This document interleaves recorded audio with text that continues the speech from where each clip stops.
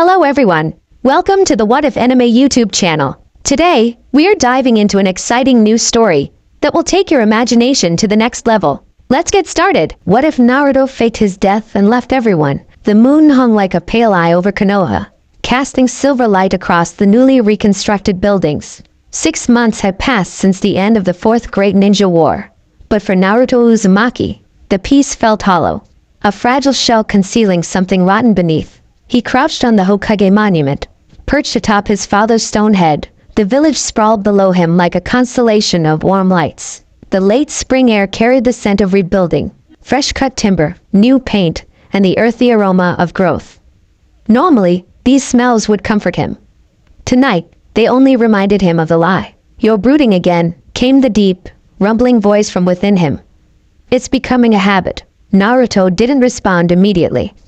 The wind tousled his blonde hair as his blue eyes narrowed, focusing on the Hokage Tower where, mere hours ago, he had discovered the documents. "Can you blame me, Kurama?" He finally muttered, his voice lacking its usual exuberance. "Everything I thought I knew." The Nine-Tails' presence stirred within him, no longer the hostile force it once was, but now something closer to a reluctant partner, perhaps even a friend. "Humans have always been selective about their histories," Kurama replied. "I've watched your villages rise and fall for centuries. None have clean hands. Not even your precious Konoha." Naruto's fingers clenched against the cold stone beneath him. In his lap lay an aged scroll he'd found buried in the archives while helping Tsunade reorganize classified materials. A scroll never meant for his eyes. Its weathered surface contained a truth that had been deliberately hidden from him his entire life. Earlier that day, the archives beneath the Hokage Tower smelled of dust and secrets. Naruto sneezed as he shifted another stack of scrolls, wondering for the 100th time why he'd volunteered for this. "Because you said, and I quote, 'I need to know this stuff if I'm gonna be Hokage someday,' Granny Tsunade."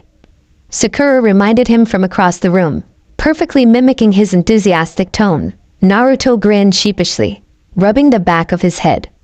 Yeah? But I thought it would be more interesting. Like secret jutsu or something cool. Most of leadership is paperwork, Naruto," Tsunade called from the adjacent room. "Consider this training," he sighed dramatically, lifting another box. As he did, something slipped from between two larger scrolls. A small, cylindrical case sealed with a faded spiral symbol. Naruto froze, recognizing the Uzumaki clan emblem instantly. "Hey, what's this?" he asked, but Tsunade had stepped out. Sakura was engrossed in her own cataloging. Curiosity pulsed through him. The case was old, the seal partially degraded. Almost without thinking, he channeled a thin stream of chakra into it, and to his surprise, it recognized him, unwinding with a soft hiss. Inside was a scroll, its edges frayed with age. His heart pounding, Naruto carefully unrolled it, and his world shifted on its axis. Uzushiogakure Destruction. Classified report. The document detailed the fall of the hidden village of Whirlpools, the homeland of his mother's clan. He'd known it had been destroyed, but the scroll revealed something darker. Konoha had received advance warning of the attack. They had time to send reinforcements, but someone, names redacted, had deemed it strategically advantageous to allow the destruction to proceed. The concentrated Uzumaki bloodline presents a potential long-term challenge to Konoha's dominance. Their sealing techniques, if fully developed, could potentially control even our own Jinchuriki assets. The words blurred as anger and confusion flooded through him. His mother's people. His people. Left to die because they were too powerful, too independent. "Naruto? What are you reading?" He startled at Tsunade's voice, hastily rolling the scroll. But not fast enough. Her face paled. "Where did you find that? Is it true?" The words scraped from his throat. "Did Konoha abandon the Uzumaki clan? My family?" Tsunade's eyes darted to the door, then back to him. For once, the powerful Sannin looked her age. "It's complicated, Naruto. Those were different times, different leaders. Is it true?"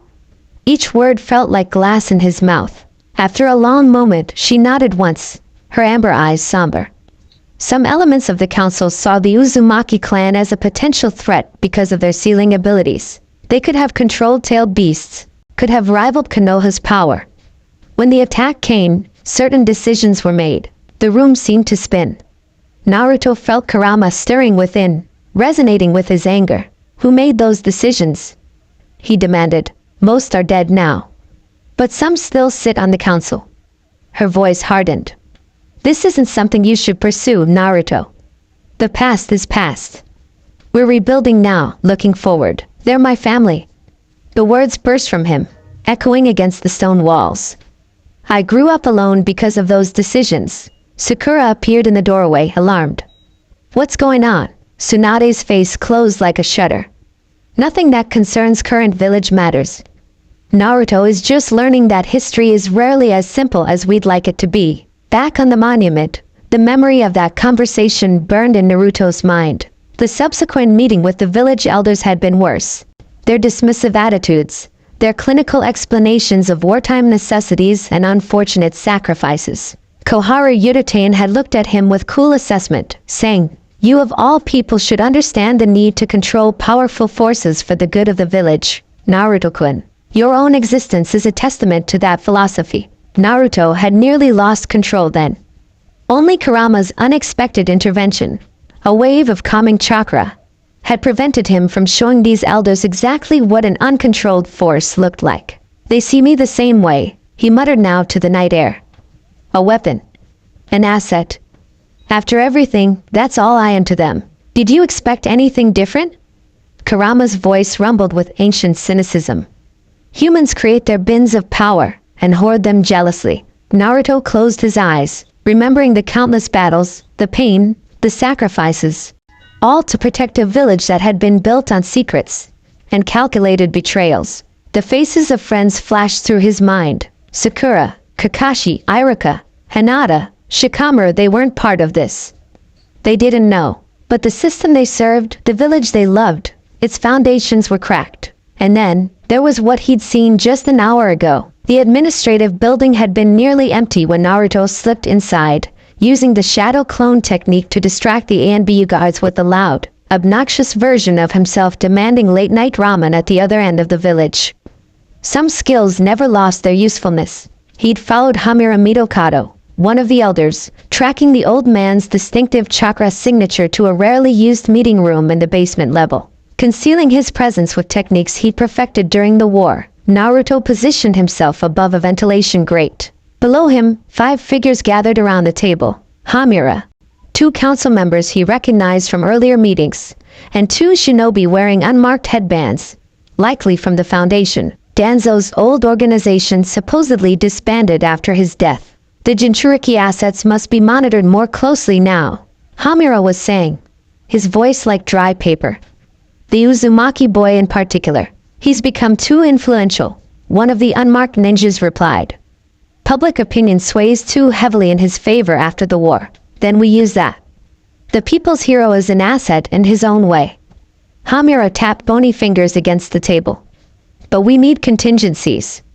The Ninetales' power is too valuable to leave uncontrolled. The conversation continued, detailing surveillance plans, potential seal modifications, and ways to manage Naruto's growing political influence. They spoke of Kurama as a power source, of Naruto himself as a figurehead to be directed. Within him, Kurama had growled, just like the old days.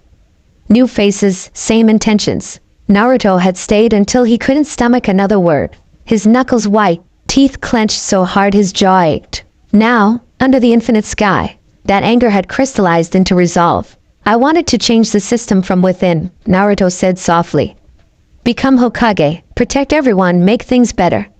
But the system doesn't want to change. It just wants to use me, use us, the same way it always has. He stood, the village lights below him suddenly seeming cold and distant. The carved stone faces of the Hokage stared out with blind eyes, their legacy more complicated than he'd ever imagined. If I confront them directly, it'll just be my word against theirs. They'll discredit me, or worse, try to control me through my friends. His blue eyes hardened. I need proof. I need to find out how deep this goes. If other villages were involved, what really happened to the Uzumaki clan, how many other secrets they're keeping. Kurama's chakra swirled within him, curious and cautious. What are you planning, Kit? Naruto tucked the scroll securely inside his jacket, feeling its weight against his heart.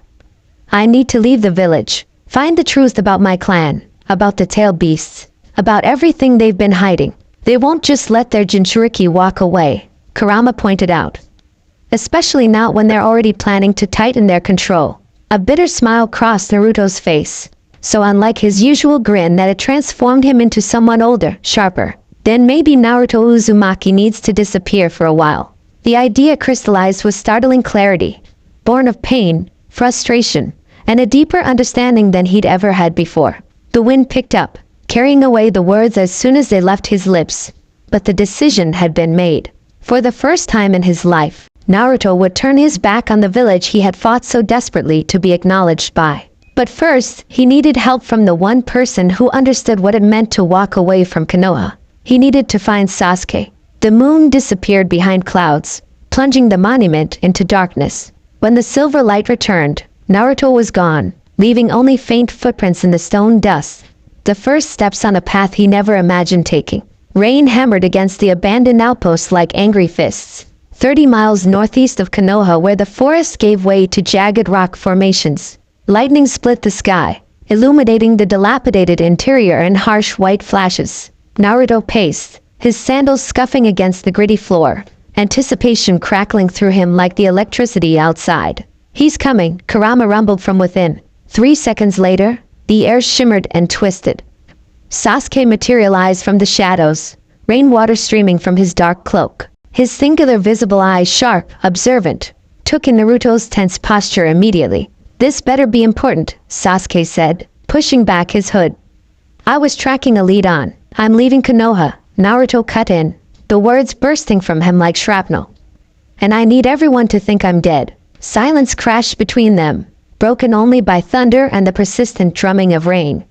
Sasuke's expression didn't change, but his eye narrowed fractionally. Explain. Naruto pulled the scroll from his jacket, tossing it to Sasuke, who caught it one-handed. Found that yesterday. Read it. Lightning flashed again as Sasuke unrolled the ancient document.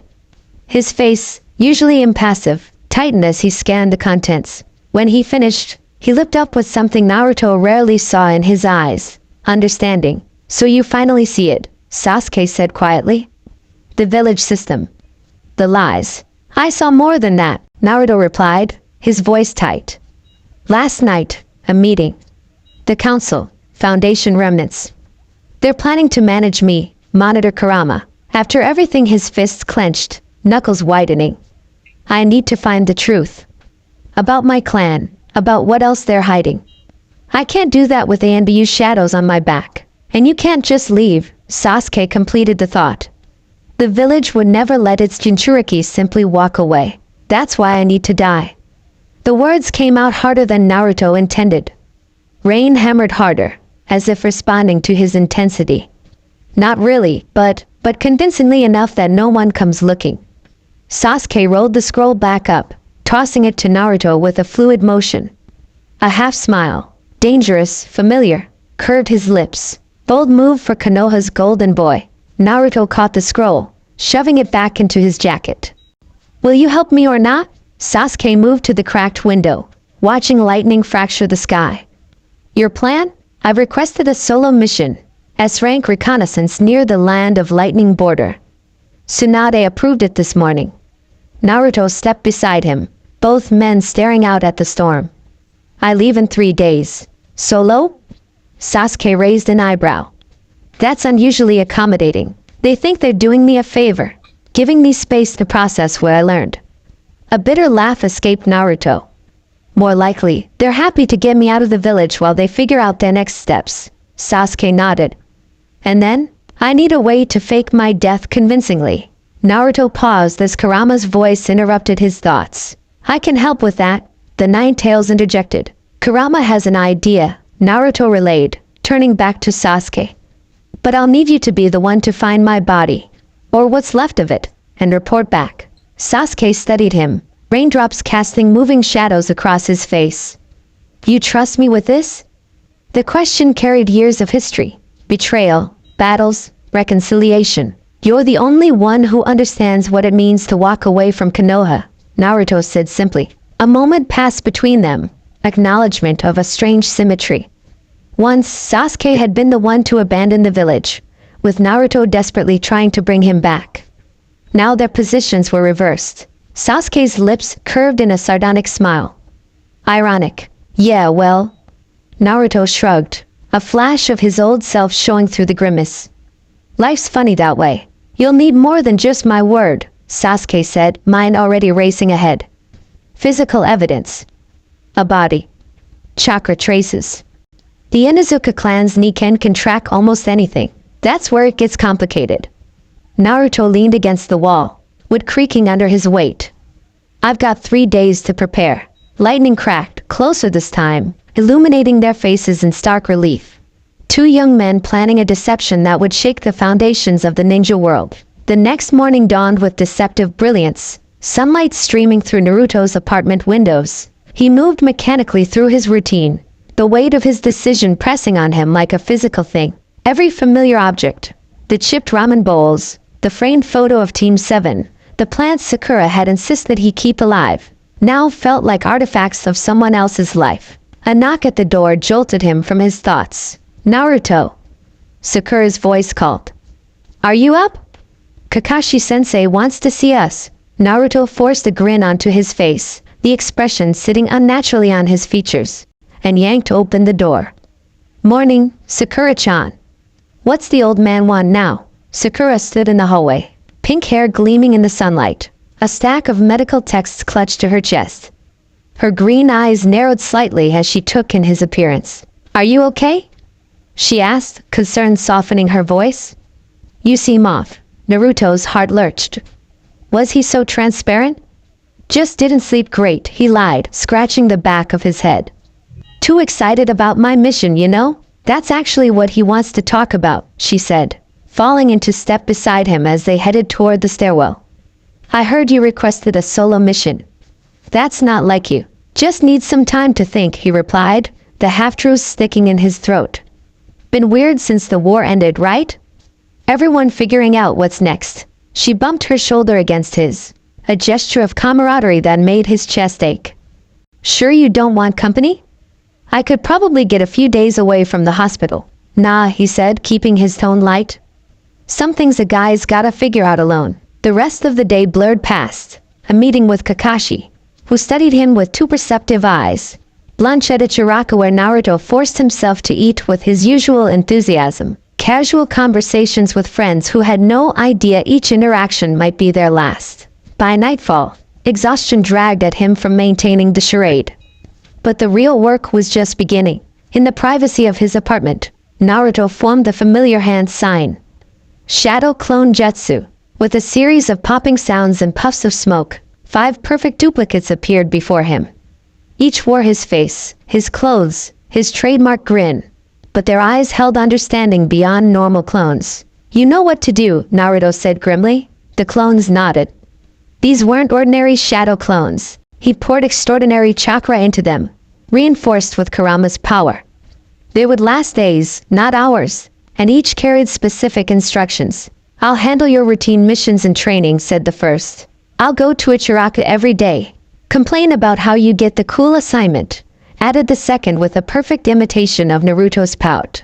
I'll keep up appearances with Team 7, the third nodded. I'll be seen around the village, extra loud, the fourth grinned. And I'll stay here, in the apartment, visible through the window, finished the fifth. Naruto nodded, chest tight. Make it convincing. After I die, you'll all dispel. The knowledge will transfer back to me. What if someone notices we're clones? Asked the third, voicing the concern they all shared. They won't, Naruto assured them. Not with Kurama's chakra stabilizing you. Besides, his smile turned bitter. Everyone expects Naruto Uzumaki to act like Naruto Uzumaki. As long as you're loud, eat ramen, and talk about becoming Hokage, no one will look closer. The strange experience of seeing his own faces look back at him with pity was almost too much to bear. The next 2 days passed in careful preparation. Seals were crafted, plans refined, contingencies established. Naruto's clones moved through the village with perfect mimicry while the real Naruto met Sasuke in secret, mapping out every detail of their deception. On the 3rd day, Before dawn, Naruto slipped away from the village. His clones remained behind, one visibly packing in his apartment, others scattered throughout Konoha, maintaining the illusion that he was still there, still preparing for his mission. The real Naruto left under cover of darkness. A transformed shadow clone left conspicuously exiting the village gates later that morning, waving goodbye to the guards with characteristic enthusiasm. 30 miles from Konoha, in a clearing chosen for its remote location, Sasuke waited.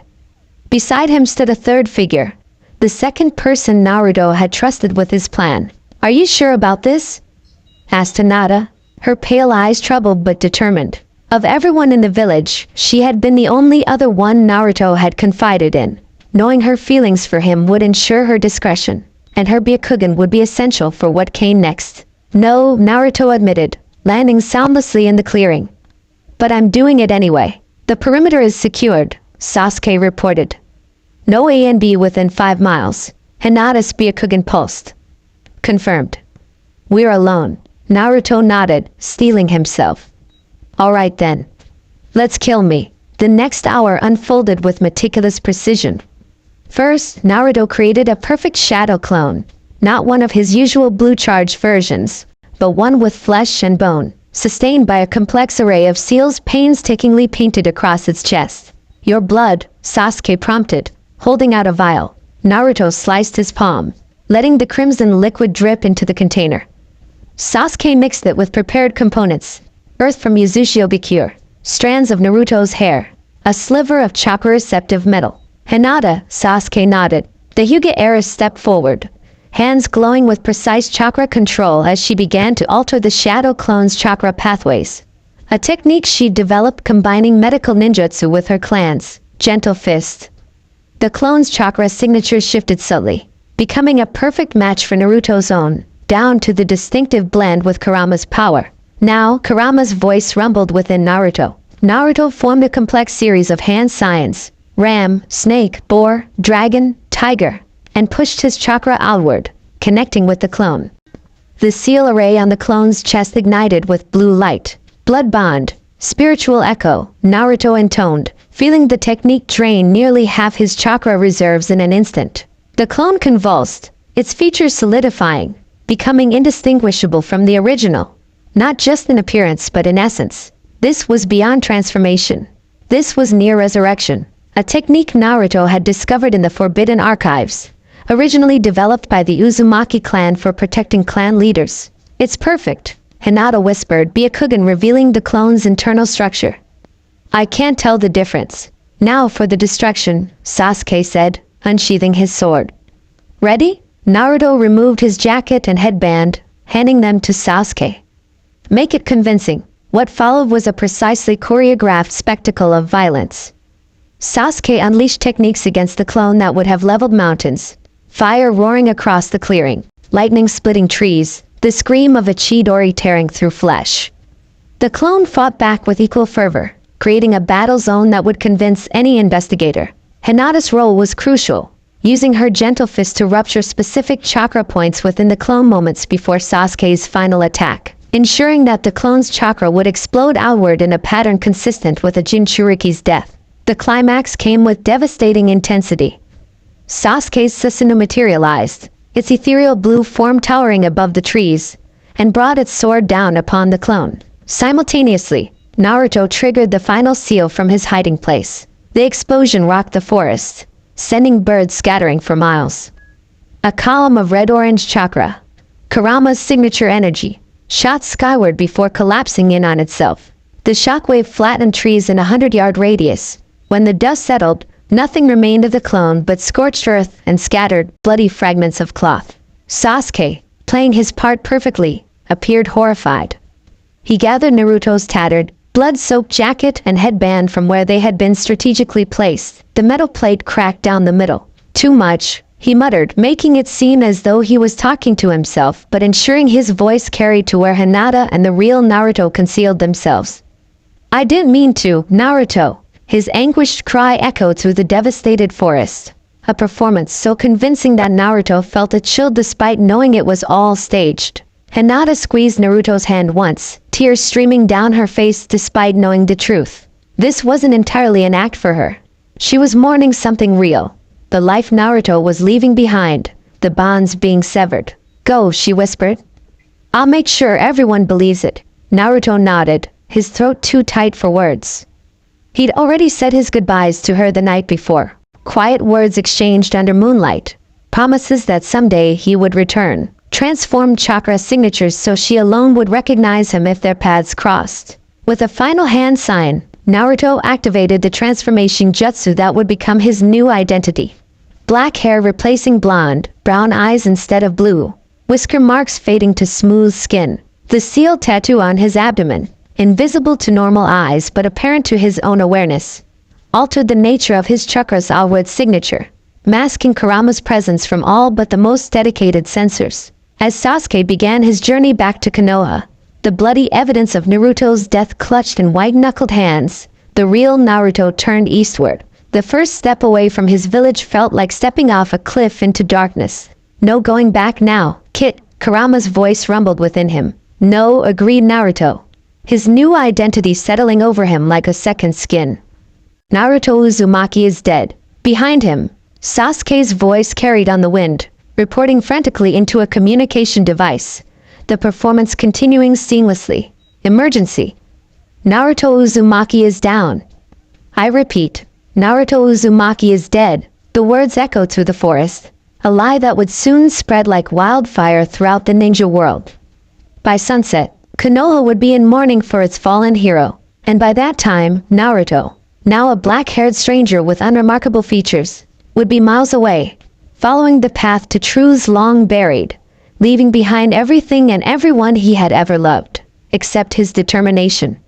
That he carried with him, burning even brighter than before. Rain fell on Konoha like tears from a grieving sky, soaking through ceremonial black clothes and mingling with the real tears streaming down hundreds of faces. The funeral procession wound through the village center like a great wounded serpent, black-clad figures moving in somber unison, their footsteps creating a rhythmic splash against puddle-strewn streets. At the front, 6 pallbearers carried an empty casket draped with orange and black cloth. The symbolic vessel bore no body. Nothing remained of Naruto Uzumaki but fragments of blood-soaked clothing, a shattered headband, and memories that stabbed like kunai. Kakashi Hatake stood before the assembly, rain plastering silver hair to his masked face. Water tracked down his exposed eye in a path indistinguishable from tears. Naruto Uzumaki, he began, his usually languid voice now tight with emotion, was the brightest flame in the hidden leaf. The crowd swelled around the central memorial plaza, thousands strong, from elders who had once feared the demon boy to children who had idolized the war hero. The mass of humanity pressed together, umbrellas forgotten, letting the rain wash over them as if by mutual consent. He entered our lives as a storm, Kakashi continued, loud, unpredictable, impossible to ignore. And like a storm, he changed our landscape forever. In the front row, the remnants of Konoha's most elite stood shoulder to shoulder. Tsunade's face was carved from stone, only the trembling of her clenched fists betraying her emotion. Beside her, Irika Yumino made no attempt to hide his grief, tears flowing freely down his scarred face. Team 8 huddled together, Kiba's usual brashness subdued, Shino unnaturally still, and Hinata's performance was masterful. Her pale eyes reddened with what appeared to be days of weeping, her small frame occasionally shaking with silent sobs. Only Sasuke knew her tears were half performance, half genuine mourning for what had been lost, not Naruto's life, but his presence, his faith in the village they'd all fought to protect. When I became his teacher, Kakashi's voice cracked slightly. I thought I would be the one doing all the teaching. I was wrong. Naruto taught us all, about perseverance, about forgiveness, about the true meaning of strength. The wind gusted suddenly, whipping banners and sending a spray of raindrops across the crowd. For a moment, it almost felt like a mischievous presence had rushed through. A flash of orange, a burst of irrepressible energy. Several rows back, Sakura Haruno stood rigid, her emerald eyes fixed on the empty casket, her face a battlefield of emotions. Unlike Hinata, her grief was raw, unfiltered, and entirely genuine. This isn't happening, she whispered, voice ragged. It can't be. Beside her, Ino laced their fingers together, squeezing so tight it would have hurt if either woman could feel anything beyond the gaping wound in their hearts. First Sasuke left, Sakura continued, the words tumbling out in feverish denial. Then he came back. Naruto will come back too. He always comes back. Ino's face crumpled. Sakura, no. Sakura's voice hardened, though it remained barely audible above the ring. I'd know if he was gone. I'd feel it. This isn't right. On her other side, Sai watched her with uncustomary concern, his usual blank expression replaced with genuine bewilderment at the depths of his own sadness. He had studied human emotion for years, but this tidal wave threatening to drown him from within, was beyond his comprehension. In the Hokage's office, as the ceremonial portion of the funeral concluded, a different kind of storm brewed. The Nine-Tails chakra signature completely vanished, reported an ANBU operative. Water still dripping from his mask onto the wooden floor. According to Sasuke Uchiha's testimony, the beast's chakra exploded outward before dissipating entirely. Hamura Mitokado's ancient face creased with displeasure. Impossible. Tailed beast chakra doesn't simply dissipate. It must have transferred somewhere, or someone collected it. Or it's free, said Koharu Yutane, her voice sharp with concern. Roaming without a host, accumulating power to reconstitute itself. Tsunade slammed her palm against the desk, sending cracked spiderwebbing through the wood. Enough. We're burying a hero today. A child who saved this village, saved all of you, multiple times over. And all you can think about is the power you lost? Lady Tsunade, Hamura began, his tone maddeningly reasonable. We must be practical.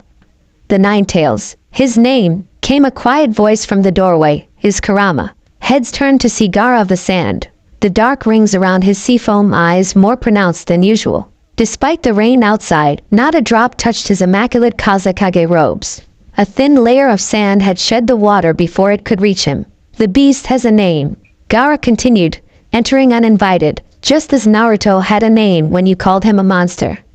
Just as I had a name when you called me a weapon. The elders bristled, but even they knew better than to dismiss the Kazekage, especially one who had traveled 3 days to honor the fallen Jinchuriki who had once saved his life.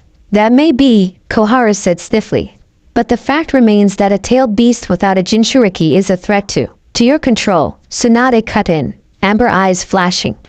That's what this is really about, isn't it? For the first time in generations, a tailed beast might be truly free, and it terrifies you because you can't use its power. The tension in the room crackled like lightning before a storm. Through it all, Shikamaru Nara stood silently in the corner, his sharp eyes narrowed, his brilliant mind cataloging every inconsistency, every reaction that didn't quite match the narrative. In a cramped apartment near the edge of the Leaf Village, Kakashi Hatake finished his 3rd bottle of sake, the alcohol having no apparent effect on his grief. Rain lashed against the windows, and scrolls lay scattered across the floor. Mission reports, witness statements, medical assessments, all documenting the same impossible fact. Naruto Uzumaki was gone. A knock at the door went ignored. The knock came again, more insistent. Go away, Kakashi said, not bothering to raise his voice. Whoever stood on the other side would either hear him or not. He didn't particularly care. The door opened anyway. Mike Guy wheeled himself in, water streaming from his bowl cut onto his green jumpsuit. Sitting alone in the dark? Guy said, his usual boisterous tone subdued but still carrying that undercurrent of relentless energy. Not very youthful, my eternal rival. Kakashi didn't look up. Nothing about this day is youthful, Guy. Guy maneuvered his wheelchair through the obstacle course of scrolls, coming to rest beside Kakashi's slouched form. I remember, Guy said, uncharacteristically quiet, when the 4th Hokage died. You disappeared for 3 days. Found you half dead in a training ground, your hands bloody from hitting trees. Kakashi's visible eye slid toward his friend. Making sure I don't repeat history? Making sure you know you're not alone. Guy reached over, plucking the empty sake bottle from Kakashi's limp fingers. Because you weren't back then, even when you thought you were. And you're not now. Something in Kakashi's chest tightened painfully. I failed him, Guy. Just like I failed Obito, failed Rin, failed Minato-sensei. Stop. Guy's hand clamped onto Kakashi's shoulder with surprising strength. Naruto wasn't just your student. He was all of ours, the entire village's. His spirit burned so bright because we all added to his flame, in our own ways. Rain drummed against the roof and the silence that followed. Finally, Kakashi spoke, his voice barely audible. I keep thinking he'll burst through that door, demanding a new mission, or ramen, or his voice cracked, the cracks he'd been plastering over all day finally splitting open. I can't believe he's gone, Guy. I just can't. Guy's grip on his shoulder tightened. Then don't. Not yet. Grieve at your own pace, my friend. Outside, thunder rumbled, a sound like distant, mournful drums. In the Hyuga compound, behind screens of fine paper and wood, Hinata Hyuga sat alone in her room, moonlight filtering through the window to illuminate her tear-streaked face. These tears, unlike those at the funeral, were genuine, not for Naruto's death, but for the truth she now carried alone. You're doing the right thing, she whispered to herself, or perhaps to the absent Naruto, but it hurts them so much. The day had been excruciating, accepting condolences for a loss that wasn't real, watching the profound grief of those who didn't know the truth, maintaining the perfect mask of mourning while inside she screamed with the effort of keeping this secret. A soft tap at her door interrupted her thoughts. Enter, she called, quickly composing herself. The door slid open to reveal Niji, his pale eyes reflecting concern that would have been imperceptible to anyone who didn't know him as well as she did. You should rest, he said simply. Tomorrow will be difficult as well. Hinata nodded, grateful for his restraint. Niji wasn't one for effusive comfort, and tonight that was a blessing. Every kind word, every sympathetic touch from others had been another weight on her conscience. Thank you for checking on me, she said softly. He lingered in the doorway, studying her with that penetrating Hyuga gaze that seemed to see through all deception. Hinata, he said finally, his voice low, if there's anything you need to say, anything at all, I hope you know you can trust me. Her heart stuttered. Did he suspect? Had her performance not been as flawless as she thought? I know, she managed, forcing a small, sad smile. There's nothing to say that everyone isn't already feeling. We all miss him. Niji nodded once, but his eyes remained troubled. Indeed. Sleep well, Lady Hinata. As the door closed behind him, Hinata released a shaky breath. The weight of secrets she was discovering was sometimes heavier than grief itself. 50 miles east of Konoha, in a roadside tavern thick with smoke and the reek of cheap alcohol, a dark-haired traveler sat hunched over a bowl of mediocre ramen. Around him, conversation buzzed, all centered on one topic. Heard he went down fighting some kind of monster. Never thought anything could kill that kid. Whole forest destroyed, they say. What happens to the Nine Tails now? Naruto, now Menma, kept his head down, his transformed features revealing nothing of the storm inside him. Hearing strangers discuss his death was surreal, like witnessing his own ghost story being born. But nothing prepared him for what came next. The tavern door banged open, letting in a gust of rain-laden wind and a merchant draped in a sodden cloak. The man shook himself like a dog, spattering nearby patrons with droplets. Just came from Konoha, he announced to anyone listening. Whole village is shut down. Never seen anything like it. Even the civilians are in mourning. Streets filled with flowers and candles, despite the rain. Naruto's chopsticks froze halfway to his mouth. That Uzumaki kid must have been something special, continued the merchant, ordering a drink. Heard the Kazekage himself came to the funeral. And get this, they say the fifth Hokage, Tsunade, physically collapsed when they presented the headband. Had to be carried away. Something twisted painfully in Naruto's chest. He'd known there would be grief, but hearing it described made it real in a way his planning hadn't accounted for. Most heartbreaking though, the merchant lowered his voice, though not enough, was that academy teacher, the one with the scar across his nose. They say he tried to throw himself into the symbolic grave, took 3 jonin to restrain him. Naruto abruptly stood, throwing coins on the table with shaking hands. Iruka-sensei. The thought of causing him such pain was suddenly unbearable. Leaving already, friend? Asked the barkeep. Storm's getting worse out there. I've seen worse, Naruto muttered, pulling his hood up. He needed air, needed to escape the stories of pain he'd caused. Pain that, even for a necessary cause, felt like acid in his veins. Outside, the rain lashed at him, instantly soaking through his clothes. He welcomed it. tilting his face up to let the cold water mix with the tears he could no longer contain. You knew this would happen. Kurama's voice rumbled within him, unusually gentle. They loved you, Kit. Of course they mourn. I didn't think it would hurt this much, Naruto whispered into the storm. To hear about it, to know what I've done to them. Lightning split the sky, illuminating the muddy road stretching eastward, away from Konoha, away from home, away from everyone who had ever loved Naruto Uzumaki. The pain proves your path was correct, Kurama growled. If they didn't love you so fiercely, there would be nothing for the elders to use against you. Their grief is the shadow cast by the same light that made you a target. Naruto squared his shoulders, wiping rain, or tears, from his face with a resolute gesture. Let's go, he said firmly. We've got a long road ahead.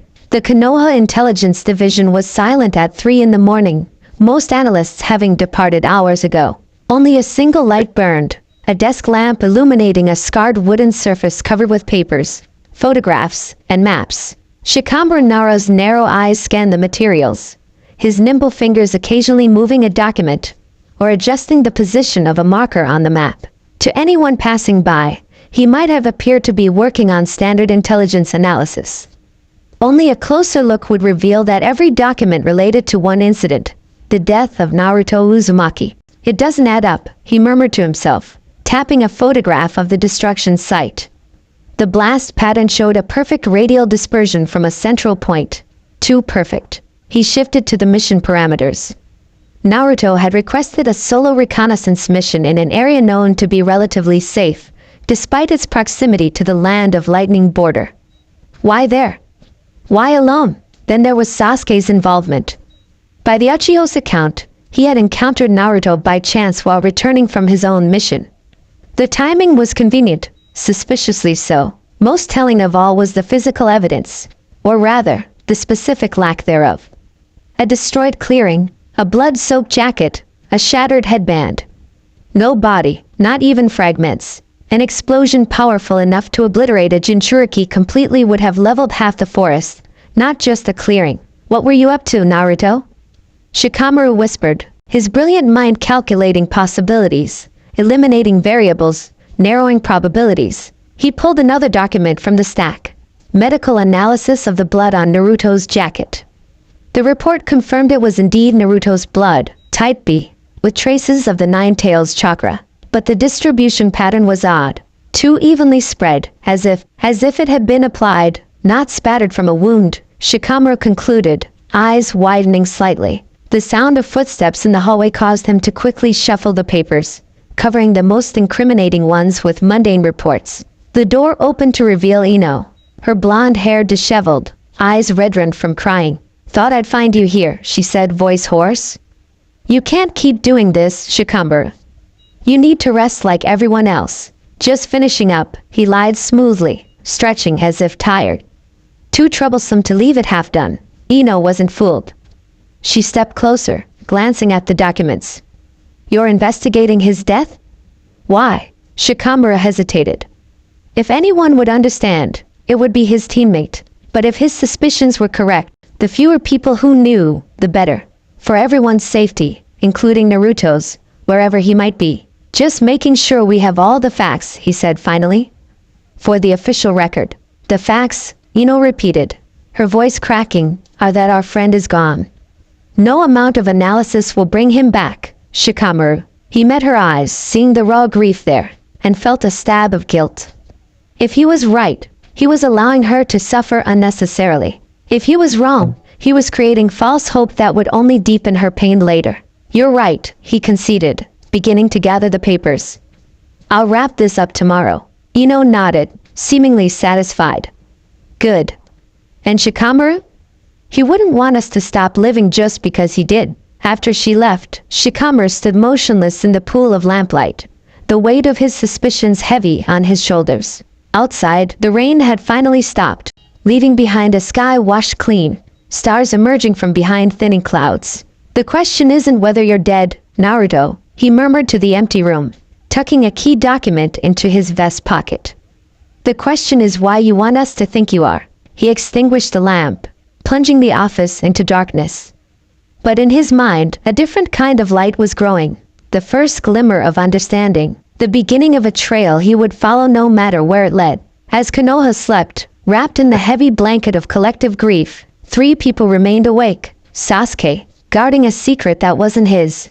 Hinata, bearing the burden of a necessary deception. And Shikamaru, piecing together a puzzle whose solution would shake the very foundations of the village. And far away, under stars unclouded by Konoha's reign, Naruto walked a solitary path. Both free and imprisoned by the death he had orchestrated, driven forward by truths yet uncovered and the hope that someday, those he loved would understand why he had to leave them all behind. Dawn broke over Kumobiku's outlying districts in a clash of crimson and gold, sunlight ricocheting off metal rooftops and glinting from windows carved into the mountainside. 6 months had transformed winter into summer, death into life, and Naruto Uzumaki into someone else entirely. Menma, those pipes won't fix themselves. The harsh voice jolted him from his reverie. Perched on the ledge of a half-finished apartment complex, Menma, as Naruto now called himself, winced and raised a calloused hand in acknowledgement. Around him, the construction site buzzed with activity. Workers swarming like industrious ants against the backdrop of Kumo's jagged peaks. "Coming, Zaido-san," he called back, voice pitched slightly deeper than his natural tone. 6 months of practice had made the affectation second nature. He hoisted a bundle of copper piping onto one shoulder, muscles flexing beneath a workman's simple blue tunic. The weight was nothing to him, of course. He could have carried 10 times as much without breaking a sweat. But appearances mattered. Restraint mattered.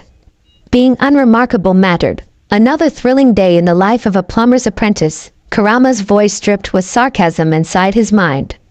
Truly the height of shinobi achievement. Naruto suppressed a grin as he descended the scaffold.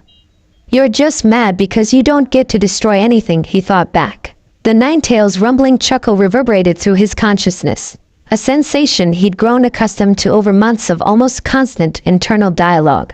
"I'm a being of mass destruction reduced to watching you unclog drains. I'm allowed to be irritable." Soon, Naruto promised silently, stepping onto solid ground and nodding to a group of civilian workers who greeted him with easy familiarity. "Tonight's the night." The day crawled by in a haze of sweat and manual labor. Naruto worked methodically, his hands busy, his mind elsewhere. He'd chosen construction work deliberately. It provided anonymity within a transient workforce, required no documentation, paid in cash, and most importantly, no one looked twice at a laborer's calloused hands or muscular build. Just another young man doing honest work. Nothing remarkable about him at all.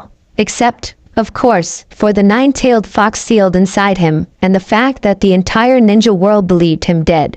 Dusk painted Kumo's rugged landscape in violet hues as Naruto trudged up the narrow path to his rented room above a noodle shop. The space was Spartan. A single futon, a low table, a trunk containing his meager possessions, and a small window overlooking the bustling market district. But it had a private entrance, forgiving neighbors, and most importantly, strong walls to muffle the occasional heated debates between Jinchuriki and tailed beasts. "I'm back," he announced to the empty room, habit rather than necessity. Kurama was always with him, after all. He shed his work clothes quickly, scrubbed construction dust from his skin, and ran fingers through his dyed black hair. The mirror above his washbasin reflected a stranger. Brown eyes instead of blue, unremarkable features free of whisker marks, skin bronze from outdoor work. The transformation jutsu had evolved over months into something more permanent, reinforced daily, layered with seals of his own design that mastered even the brief flickers that occurred during sleep. His fingers traced the invisible seal on his abdomen, the most complicated piece of his disguise. It didn't suppress Kurama's chakra entirely.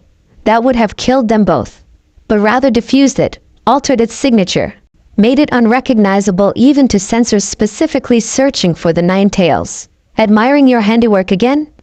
Kurama teased. "Making sure it's holding," Naruto corrected, though they both knew the seal was flawless. Whatever else could be said about the Uzumaki clan, their sealing techniques were unparalleled, a fact that had ultimately led to their destruction. He dressed quickly in nondescript civilian clothes, then retrieved a false bottom from his trunk. Beneath it lay several scrolls, meticulously organized, and a small leather-bound journal filled with his cramped handwriting. 6 months of research, rumors, and overheard conversations carefully documented. "Showtime," he murmured, tucking one scroll into an inner pocket. The streets of Kumo seethed with evening activity, merchants closing shops, restaurants filling with hungry workers, shinobi returning from missions or setting out under cover of approaching darkness. Naruto navigated the chaos with practiced ease, his body language carefully calibrated to avoid attention. Head slightly down, shoulders relaxed, pace casual, just another civilian heading home after work. The Silver Cloud Tavern occupied a precarious perch on Kumo's eastern ridge, its weathered facade leaning slightly outward as if contemplating the long drop to the valley below. Popular with off-duty chunin and the occasional jonin, it offered three critical resources: loose tums, lax security, and a proprietor who cared more about paying customers than their backgrounds. Naruto slid onto a stool at the bar, raising two fingers to the bald man polishing glasses behind it. "The usual, Tetsuo. Coming up, Menma." The barkeeper nodded, reaching for a bottle of plum wine that Naruto would nurse all evening while appearing to drink more than he actually did. 3 stools down sat his target, a silver-haired archivist from Kumo's records division named Rikuto. 40-something, permanently ink-stained fingers, and a legendary thirst matched only by his love of gossip. Most importantly, he had clearance to historical archives dating back to the founding of the hidden villages. "Evening, Rikuto-san," Naruto called casually. "Hard day with the scrolls?" The older man looked up, eyes already glazed from 2 empty cups in front of him. "Menma, those damn reconstructions from the land of hot water are killing me. Humidity damage, ink fade. Half the text is guesswork." Naruto accepted his wine from Tetsuo with a nod of thanks. "Sounds fascinating though. Better than fitting pipes all day. Ha! You young ones always think other jobs are more interesting." Rikuto waved for another drink. "Trust me, ancient records are mostly tedious.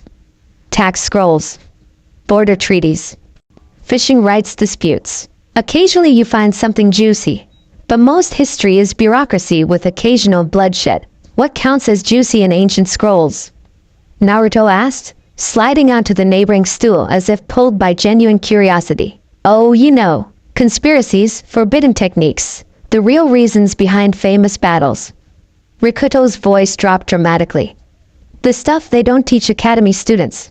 Naruto feigned impressed interest, though his pulse quickened. 3 weeks of casual conversations had led to this moment. "Like what? I bet you've seen some wild stuff in those archives." The archivist leaned closer, alcohol and self-importance loosening his tongue. "Last month, I was reorganizing the pre-founding era materials, and came across sealed records about the destruction of Uzushiobikure." Naruto nearly choked on his wine but masked it with a cough. "Use what now? Before your time, kid." "Hidden village of Uzumaki clan. Seal masters with techniques that would make your head spin.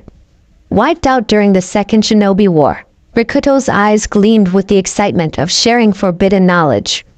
"Official story is that multiple nations attacked them simultaneously because they feared their sealing abilities." Naruto maintained his mask of casual interest through sheer force of will.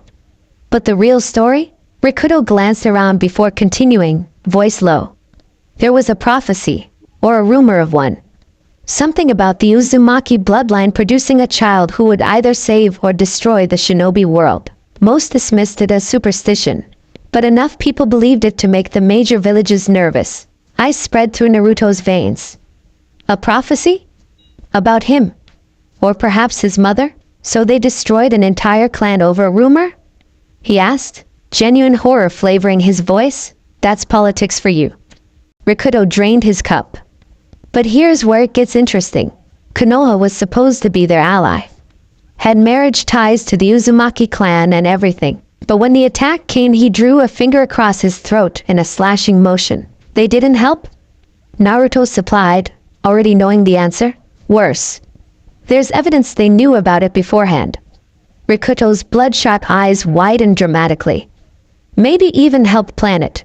The revelation wasn't new to Naruto, but hearing it confirmed by Kumo's archive sent a fresh wave of betrayal washing over him. He forced himself to maintain his curious but detached expression. "That's messed up," he offered, taking another sip of wine. "What happened to the survivors?" "Scattered to the winds. Most changed their names, hid their heritage. Rikuto shrugged. Probably still some Uzumaki descendants out there who don't even know what they are. Careful, Kurama cautioned as Naruto felt his grip tighten dangerously on his cup. You're getting emotional. Naruto exhaled slowly, loosening his fingers. What about their scrolls? Did any of their sealing techniques survive? Now that, Rikuto tapped the side of his nose, is the million-real question. Rumor has it some of their most powerful scrolls were hidden before the attack. The 5 great nations spent years trying to find them. Did they? Who knows? The archivist wobbled slightly on his stool. But I'll tell you this. Kumo sent a special ANBU team to Yuzushiobiki ruins just last year. Classified mission, very hush-hush. They came back empty-handed, officially. And unofficially? Naruto pressed. Rikuto leaned in so close that Naruto could count the broken capillaries on his nose. One of them quit ANBU right after. Opened that fancy bookshop in the East District. Hasegawa's. Never talks about why he left, but sometimes, when he's had enough to drink, he trailed off meaningfully. Interesting, Naruto murmured, mentally cataloging the information. I should check out his books sometime. You read a lot for a construction worker, Rikuto observed, sudden shrewdness cutting through his alcoholic haze. Naruto shrugged, expression deliberately self-deprecating. Gotta keep the mind sharp somehow. Not all of us were smart enough for cushy archive jobs. The flattery worked. Rikuto's suspicion melted into preening satisfaction. True. Takes years of specialized training to handle historical documents properly. Their conversation drifted to safer topics. Kumo's upcoming Thunder Festival. The Raikage's notorious temper. Local gossip about which Jonin was sleeping with whom. By the time Naruto paid for his barely touched wine and Rikuto's considerably larger tab, the archivist had forgotten his momentary curiosity about the inquisitive construction worker. Outside, the mountain air bit with unexpected sharpness. Naruto walked briskly, mind racing faster than his feet. A prophecy, Kurama mused within him. Interesting. Your godfather mentioned one about you, but nothing about your clan specifically. Another secret they kept from me, Naruto replied internally, his bitterness a tangible thing. What else don't I know about myself? About my family? We'll find out. Kurama's voice hardened with determination that matched Naruto's own. This Hasegawa might be our next lead. Naruto nodded, unconsciously picking up his pace as purpose flooded through him. 6 months of careful groundwork, of listening and watching and waiting, finally bearing fruit. Tomorrow, he would visit a bookshop.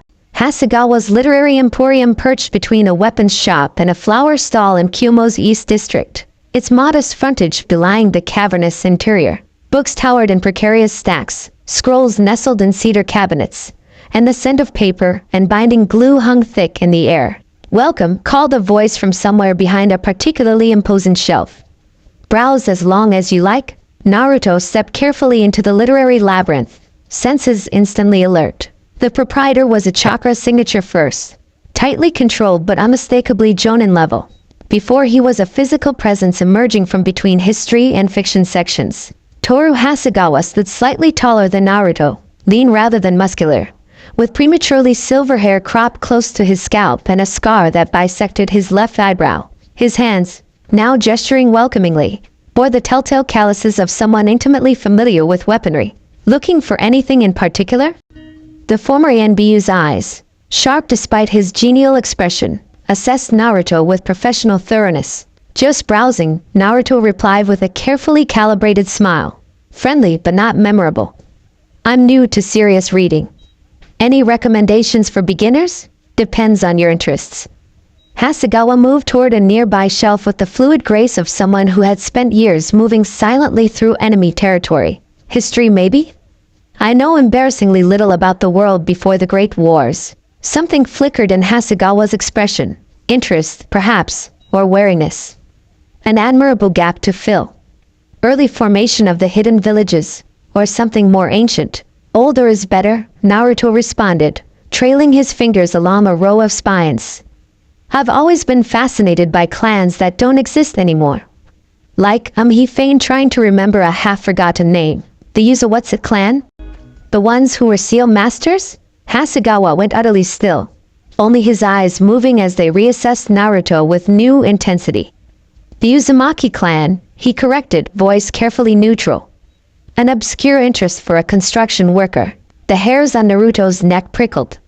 He'd been too direct, pushed too hard, revealed knowledge a common laborer shouldn't possess. But retreat now would only heighten suspicion. My grandmother used to tell stories, he improvised smoothly. Red-haired seal masters with incredible chakra reserves and vitality. I thought she was making it up until I overheard some jonin talking about them last week at the Silver Cloud. Nice recovery, Kurama commented dryly. Hasegawa's posture relaxed fractionally. Well, you won't find much about them in conventional histories. Their story is politically complicated. The best stories usually are, Naruto responded with a conspiratorial grin. Something approaching genuine amusement touched Hasegawa's features. Indeed. He disappeared briefly into the back of the shop, returning with a slim, unmarked volume bound in faded red leather. This might satisfy your curiosity. It's not for sale, but you're welcome to read it here. Naruto accepted the book with carefully concealed eagerness. Thank you. I promise to handle it carefully. See that you do. Hasegawa gestured to a reading nook tucked between towering bookshelves. Take your time. The book contained no author, no publication information, only handwritten accounts of Yuzusho Gakuru's known history. Naruto devoured the information, committing details to memory. Geographical landmarks, names of prominent clan members, alliances, customs. Most was academic knowledge, fascinating but not immediately useful, until page 37. A rough sketch showed a circular chamber beneath what appeared to be a temple or shrine. Annotations in cramped handwriting described the archive, a sealed underground repository containing the clan's most precious knowledge. The primary seal requires Uzumaki blood, Naruto reads silently, heart racing. Secondary barriers respond only to specific chakra patterns taught to clan elders. A vault, Kurama murmured within him. Hidden from invaders, protected by blood seals that only an Uzumaki could breach. Which means it might still be there, Naruto concluded, excitement building. Overlooked or inaccessible to everyone who searched the ruins. He studied the diagram intently, noting landmarks that might help locate the underground chamber. A distinctive rock formation to the north. The positions of what once were main buildings. The angle of sunrise during summer solstice. So absorbed was he in the discovery that he almost missed the subtle shift in the air as Hasegawa returned, moving with deliberate noise to avoid startling him. Finding what you needed? The bookshop owner inquired, his casual tone at odds with the intensity of his gaze. It's fascinating, Naruto answered truthfully, carefully closing the volume. Thank you for sharing it. My pleasure. Hasegawa accepted the book, fingers brushing Naruto's momentarily. Not many people show interest in lost history. Their loss, Naruto shrugged, rising from his seat. History repeats itself when people aren't paying attention. Indeed it does. Hasegawa's eyes narrowed slightly. You're not from around here originally, are you Menna, is it? Ice trickled down Naruto's spine. His name, his false name, had never been exchanged. News travels fast in a place like this, he deflected with an easy smile. Yes, I'm Menma. Been in Kumo about 6 months. Hasegawa shelved the book with exaggerated care. And before that, a little of everywhere. Civilian life, you know how it is. Follow the work, keep moving. The former ANBU made a non-committal sound. Strange times we live in. Heroes dying young, tailed beasts vanishing, old prophecies stirring. His gaze pierced Naruto's disguise like a physical force. Makes one wonder what comes next. I'm just hoping for steady work and a dry place to sleep. Naruto laughed, the sound remarkably genuine despite the danger prickling across his skin. Politics and prophecies are above my pay grade, sensible man.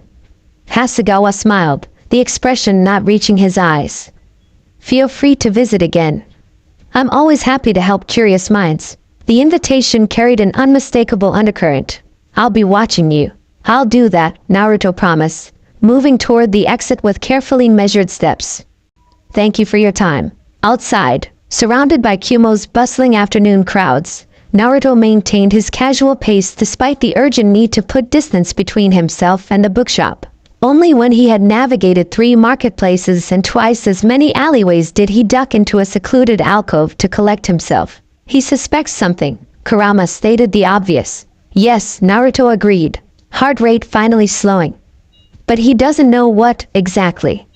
Could be he thinks I'm a spy from another village, or a thief casing his shop, or he recognizes something about you he can't quite place. Either way, we need to move quickly now. Naruto straightened, decision crystallizing. We found our lead. It's time to visit Yuzushiobikir. About time, Kurama growled with satisfaction. I was beginning to think we'd spend the rest of our lives fixing leaky pipes. That night, Menna the construction worker failed to appear for his evening shift. By morning, his rented room was empty.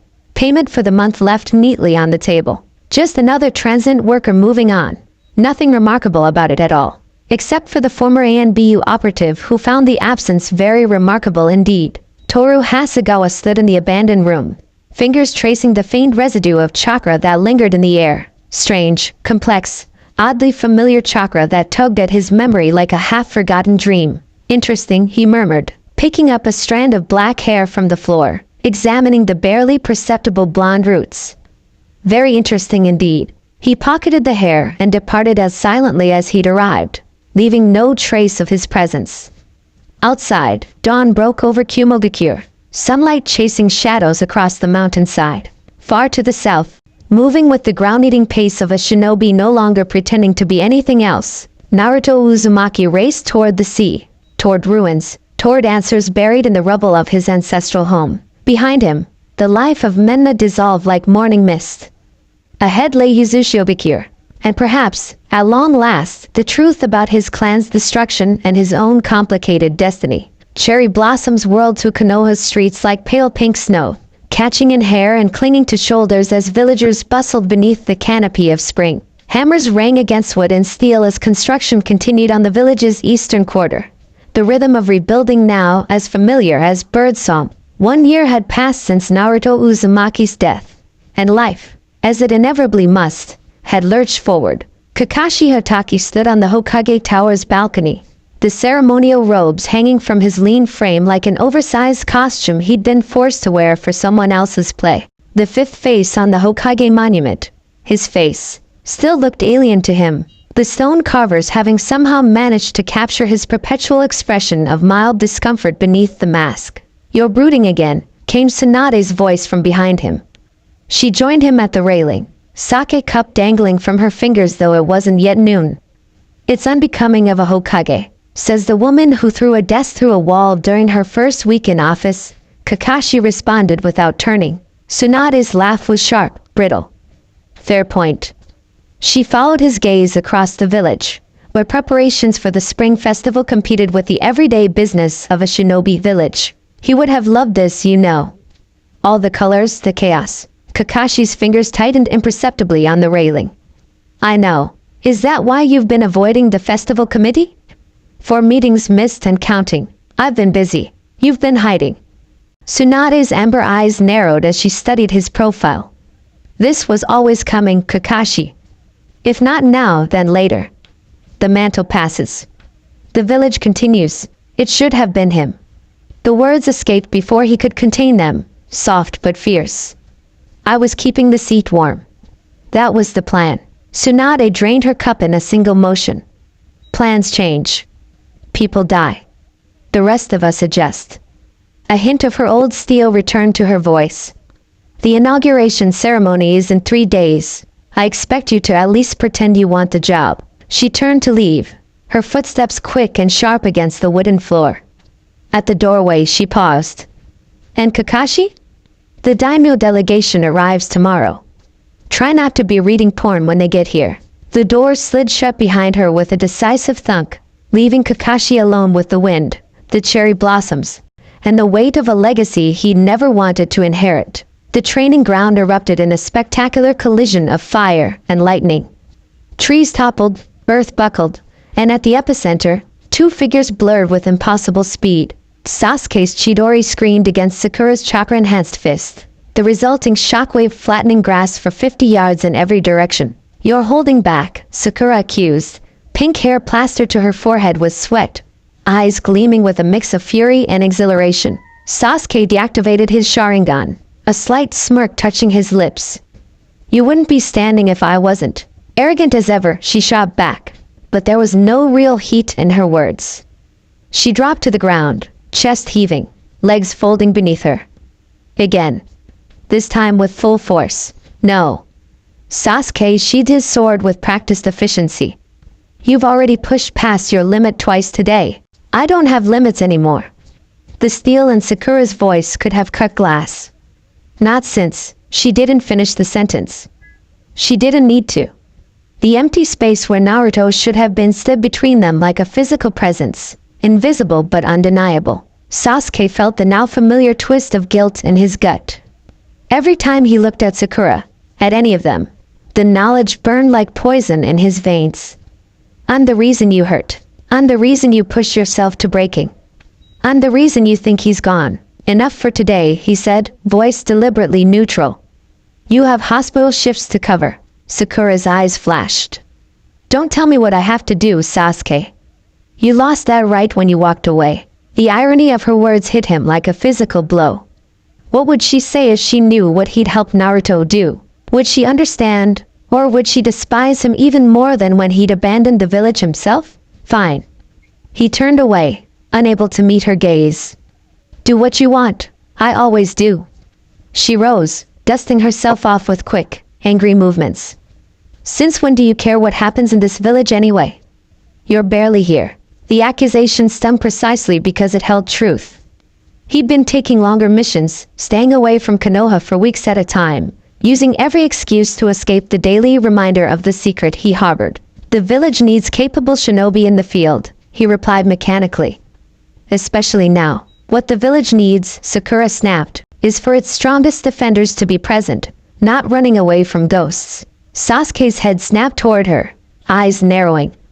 What's that supposed to mean? You know exactly what it means. She stepped closer, jade eyes burning into his. He's gone, Sasuke. Gone. But the rest of us are still here, still fighting, still trying to build the world he believed in. So either commit to that or stop pretending you care at all. The rage in her voice barely masked the pain beneath it, raw and bleeding after a year that should have begun to heal the wound. Sasuke felt the words he couldn't say building in his throat. He's not gone, Sakura. He's out there, seeking truth, and I helped him disappear. I'm the reason you cry at night. I'm the reason you train until your hands bleed. Instead, he remained silent, his face a carefully constructed mask. Typical, Sakura sighed, the fight draining from her. I don't know why I expected anything different. She turned away, shoulders squared with determined dignity. Hinata and I are meeting for lunch. Don't bother joining us. I know you won't. As she walked away, Sasuke's fist clenched so tightly that blood welled between his fingers. The physical pain a welcome distraction from the emotional torment that threatened to drown him. The Yamanaka flower shop burst with color and fragrance. A sensory assault that had once made Hinata Hyuga self-conscious but now provided strange comfort. She moved among the blooms with quiet purpose, selecting stems with careful consideration. The usual? Ino asked from behind the counter, already wrapping pale lavender and white flowers in simple paper. Hinata nodded, a small smile touching her lips. And something for Sakura, please. Something, bright? Ino suggested, reaching for vibrant red blooms. She needs it. Hospital's been running her ragged, and when she's not there, she's training like she's trying to punch through the world itself. The observation was casual but laced with worry. Ino's fingers moved deftly, arranging flowers with practiced precision, while her eyes remained troubled. She's healing in her own way, Hinata said softly, the gentle lie sitting uncomfortably on her tongue. For not the first time, guilt washed through her, a tidal wave threatening to drown her carefully maintained composure. She alone knew that Sakura's grief was unnecessary, that Naruto lived, breathed, searched somewhere beyond Konoha's walls. Each week, she brought flowers to an empty grave, performed grief for watching eyes, while carrying the crushing weight of truth inside her. That's a diplomatic way of saying she's destroying herself, Ino retorted, tying the bouquet with a deft twist. At least she has you now. Never thought I'd see the day when you two became inseparable. Hinata accepted the flowers, their sweet scent momentarily overwhelming. Shared pain creates unexpected bonds. Pain, huh? Ino's perceptive gaze sharpened. Is that why you stopped stuttering? Stopped blushing? Why you move through the village like you're carrying the world on your shoulders? Heat flooded Hinata's cheeks. Not the old, familiar blush of shyness, but something closer to alarm. Had she grown so transparent? Or was Ino simply that observant? Grief changes people, she managed, the practiced response automatic by now. Sure does. Ino leaned across the counter, voice dropping. You know what else I've noticed? Shikamaru's been acting weird too, spending nights at intelligence, asking questions about chakra signatures and transformation techniques. And Sasuke, her eyes narrowed slightly. Sasuke keeps looking at you like you're sharing some terrible secret. Hinata's heart hammered against her ribs. But years of Hyuga training kept her expression placid. Everyone processes loss differently. Ino straightened, clearly unsatisfied but unwilling to push further. That'll be 1,200 yen. Unless you want to trade information instead? The light-hearted probe carried a dangerous edge. Hinata counted out coins with steady fingers, her smile never wavering. Perhaps another time. Outside, spring sunshine bathed the village in golden light, but Hinata felt cold down to her bones. Ino was noticing patterns.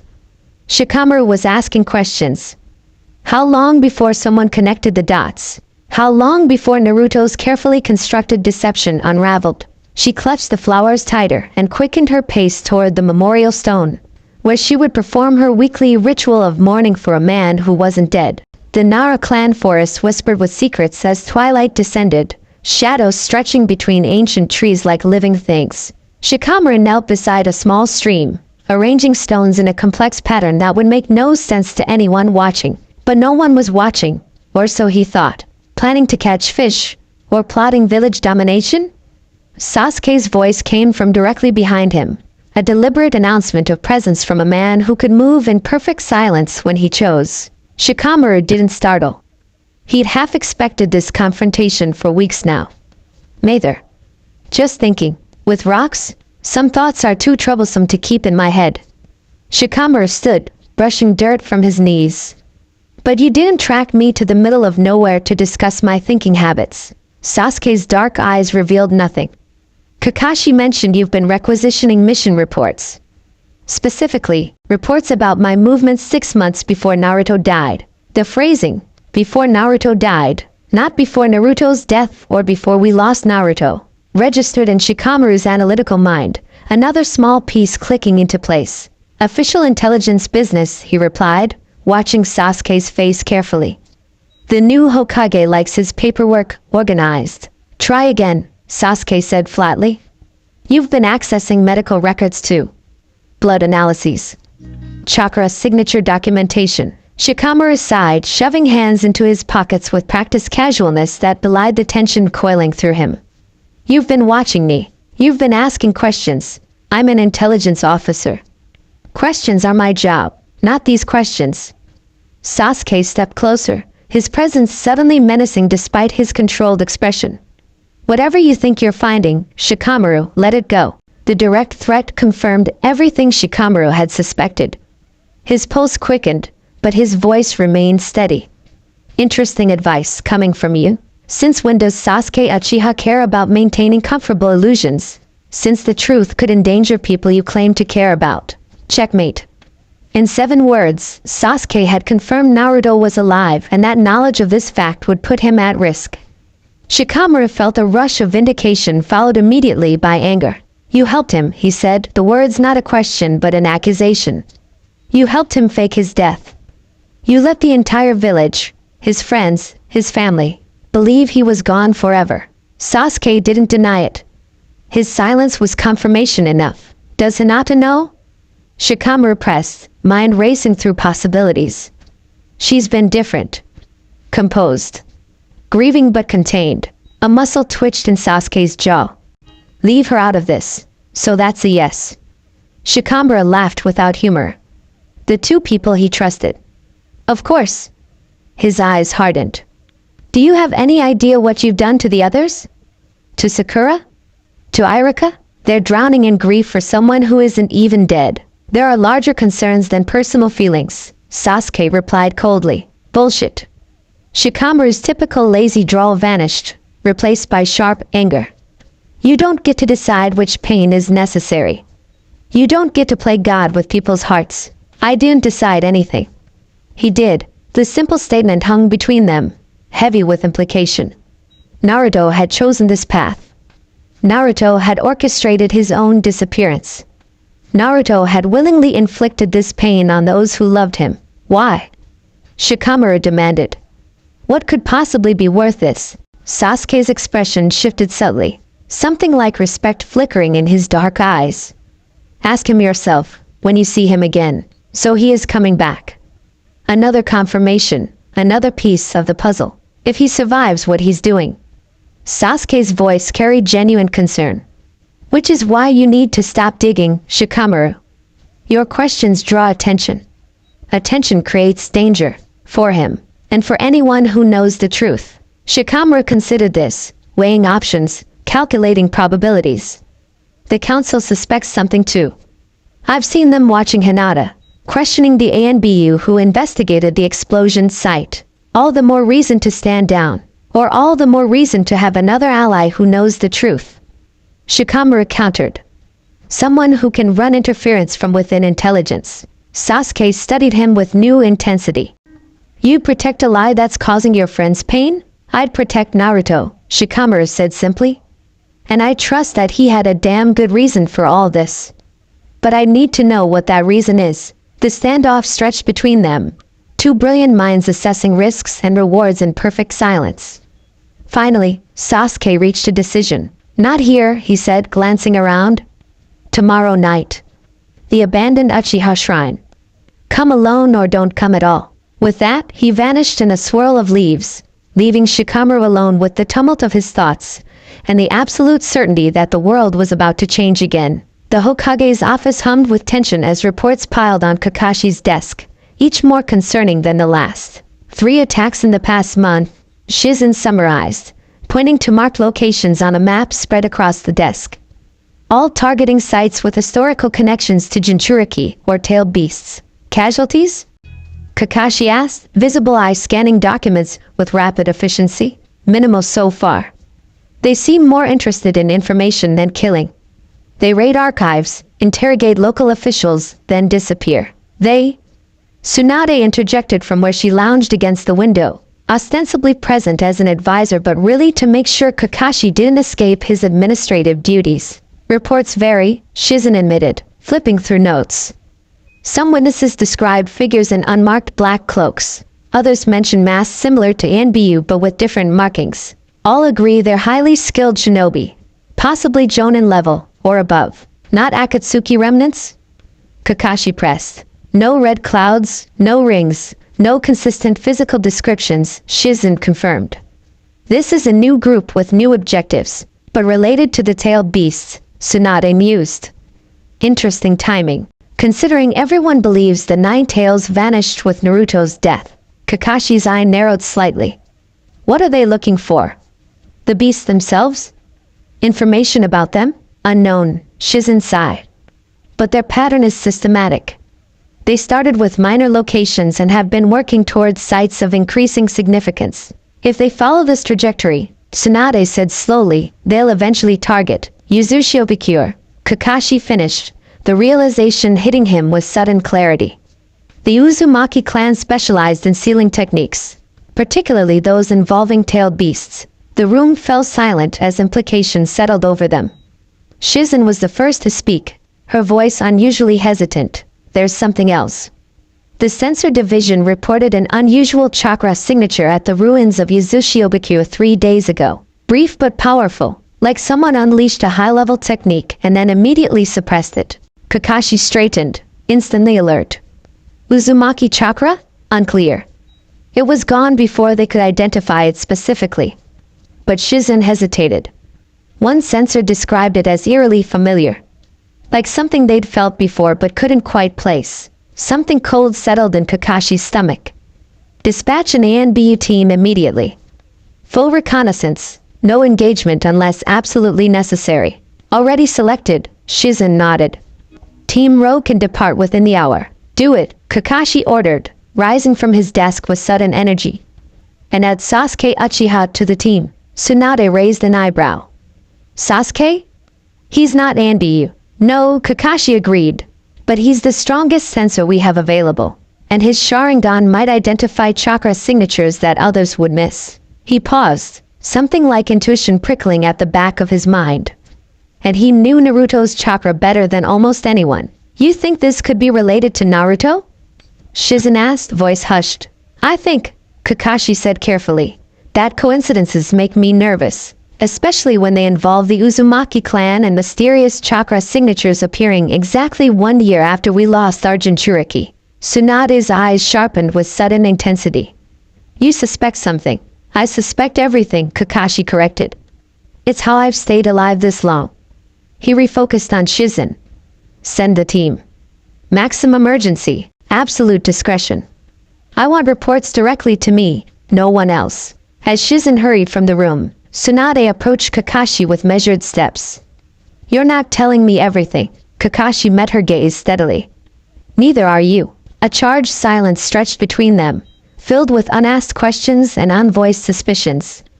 Finally, Tsunade huffed a laugh devoid of humor. Maybe you'll make a decent Hokage after all, she conceded, turning to leave.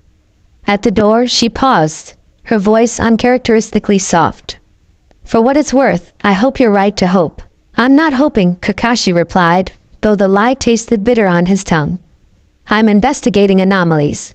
After she left, he moved to the window, gazing toward the eastern horizon where, miles beyond his vision, the ruins of Yuzushiobikure stood sentinel over ancient secrets. Somewhere in that direction, an unknown chakra had flared like a beacon, calling out to those who knew how to listen. And for the first time in a year, Kakashi allowed himself to wonder if the story of Naruto Uzumaki had truly reached its end.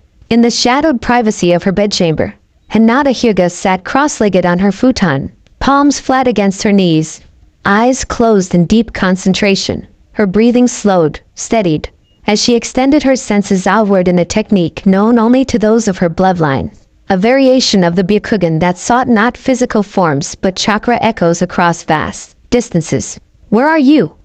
She whispered, the words barely disturbing the stillness. For months she had performed this ritual nightly, sending her awareness searching for a specific chakra signature, altered, disguised, but with a core essence she would recognize anywhere.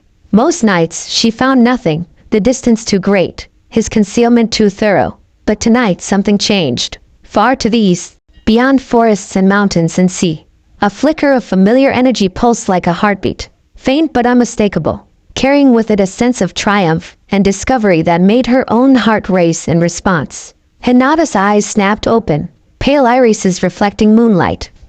Naruto, she breathed, certainty flooding through her. He had found something. Something important enough to momentarily disrupt his chakra concealment. Something that might bring him one step closer to returning home, or one step closer to danger. With trembling fingers, she reached beneath her mattress, retrieving a small, sealed scroll. Emergency communication, to be used only in direst need. The seal would transmit a simple, coded warning across any distance, alerting Naruto to potential threats. She hesitated, scroll clutched to her chest.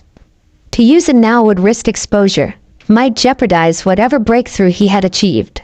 But the alternative, allowing ANBU to unknowingly confront him, or worse, the mysterious group targeting Jinchuriki's sites, carried even greater risks. Be safe, she whispered, pressing her thumb to the seal. Chakra flowed from her fingertips, activating ancient Uzumaki sealing techniques that Naruto had modified specifically for this purpose. The scroll glowed briefly, then faded to normal appearance, its message dispatched across the miles.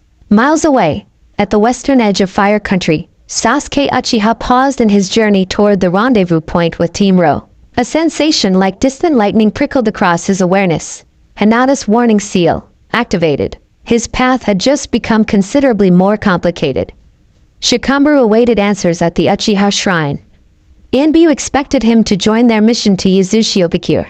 And now, Hinata's signal suggested Naruto might have compromised his position. With a silent curse, Sasuke altered his course.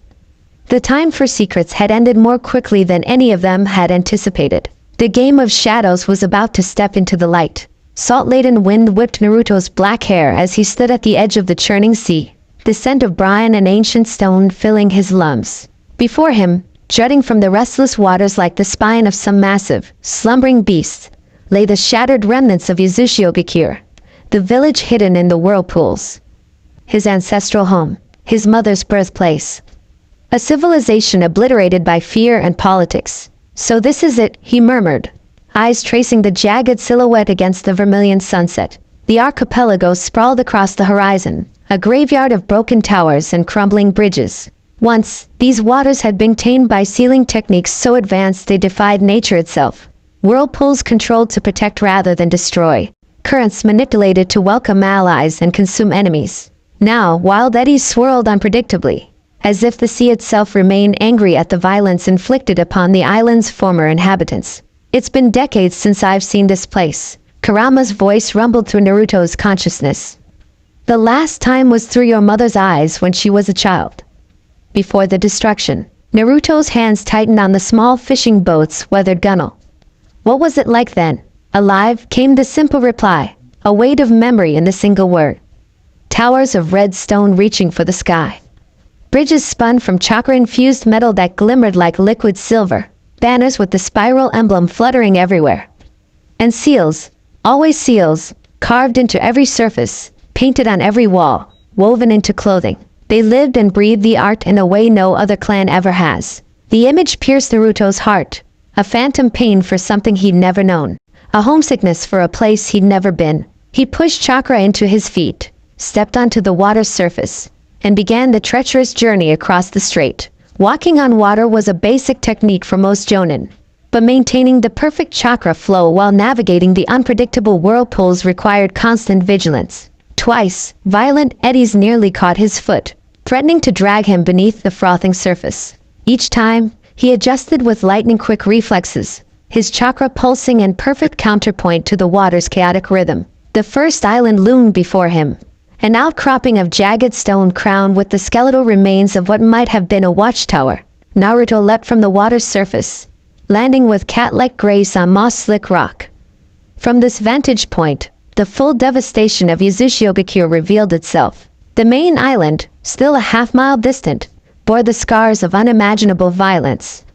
Entire sections had been torn away, leaving sheer cliff faces where buildings once stood. What structures remained were little more than hollow shells, their walls breached, roofs collapsed, facades blackened from ancient fire.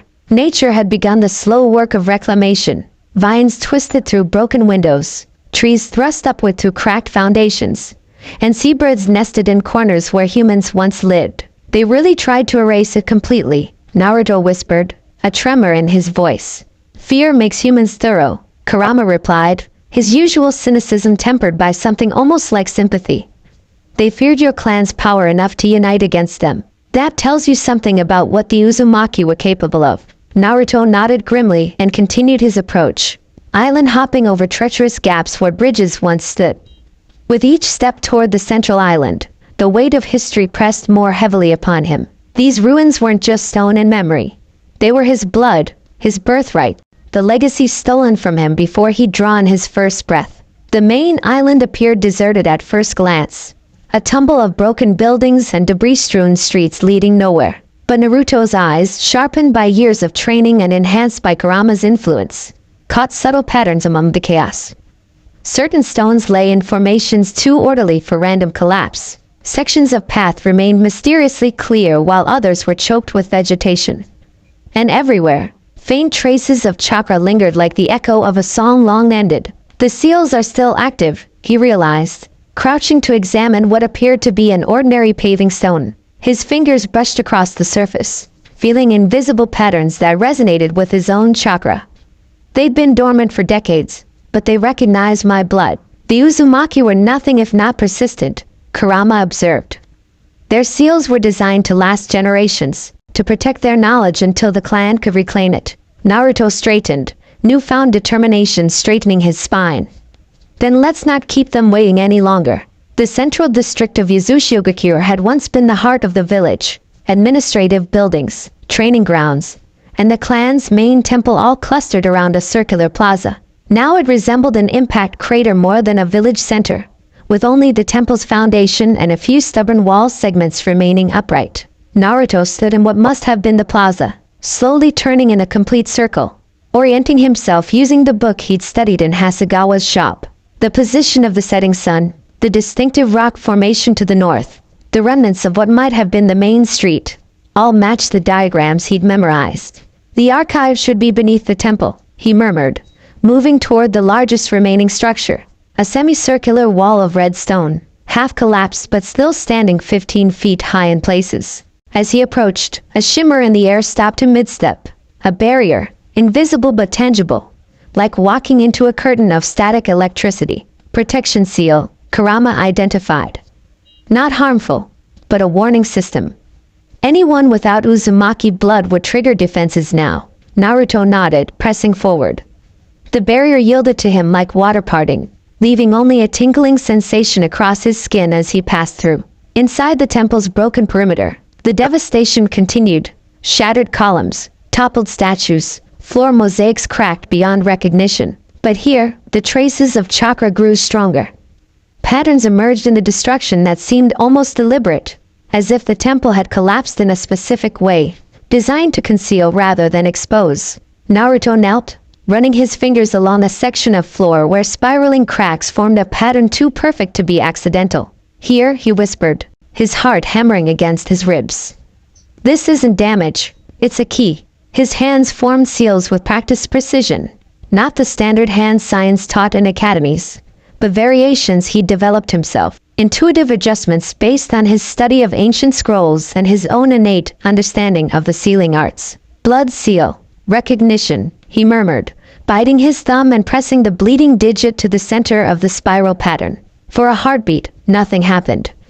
Then crimson light blazed from the cracks, spreading outward like veins of fire across the broken floor. The stone beneath his feet shuddered, groaned, and began to shift, broken pieces lifting, turning, rearranging themselves into a descending staircase where solid floor had been moments before.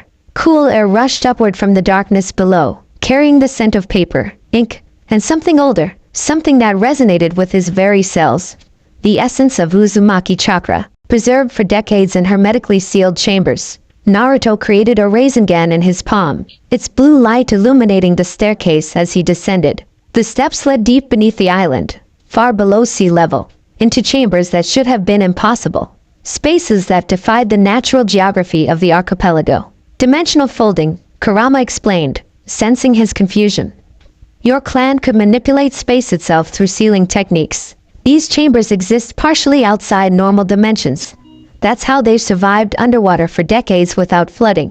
The staircase ended at a circular chamber, its walls lined with shelves that stretched beyond the Rasengan's light. As Naruto stepped into the room, seals activated in sequence, glowing symbols appearing on the ceiling and walls, bathing the space in soft, amber light that seemed to emanate from the stone itself.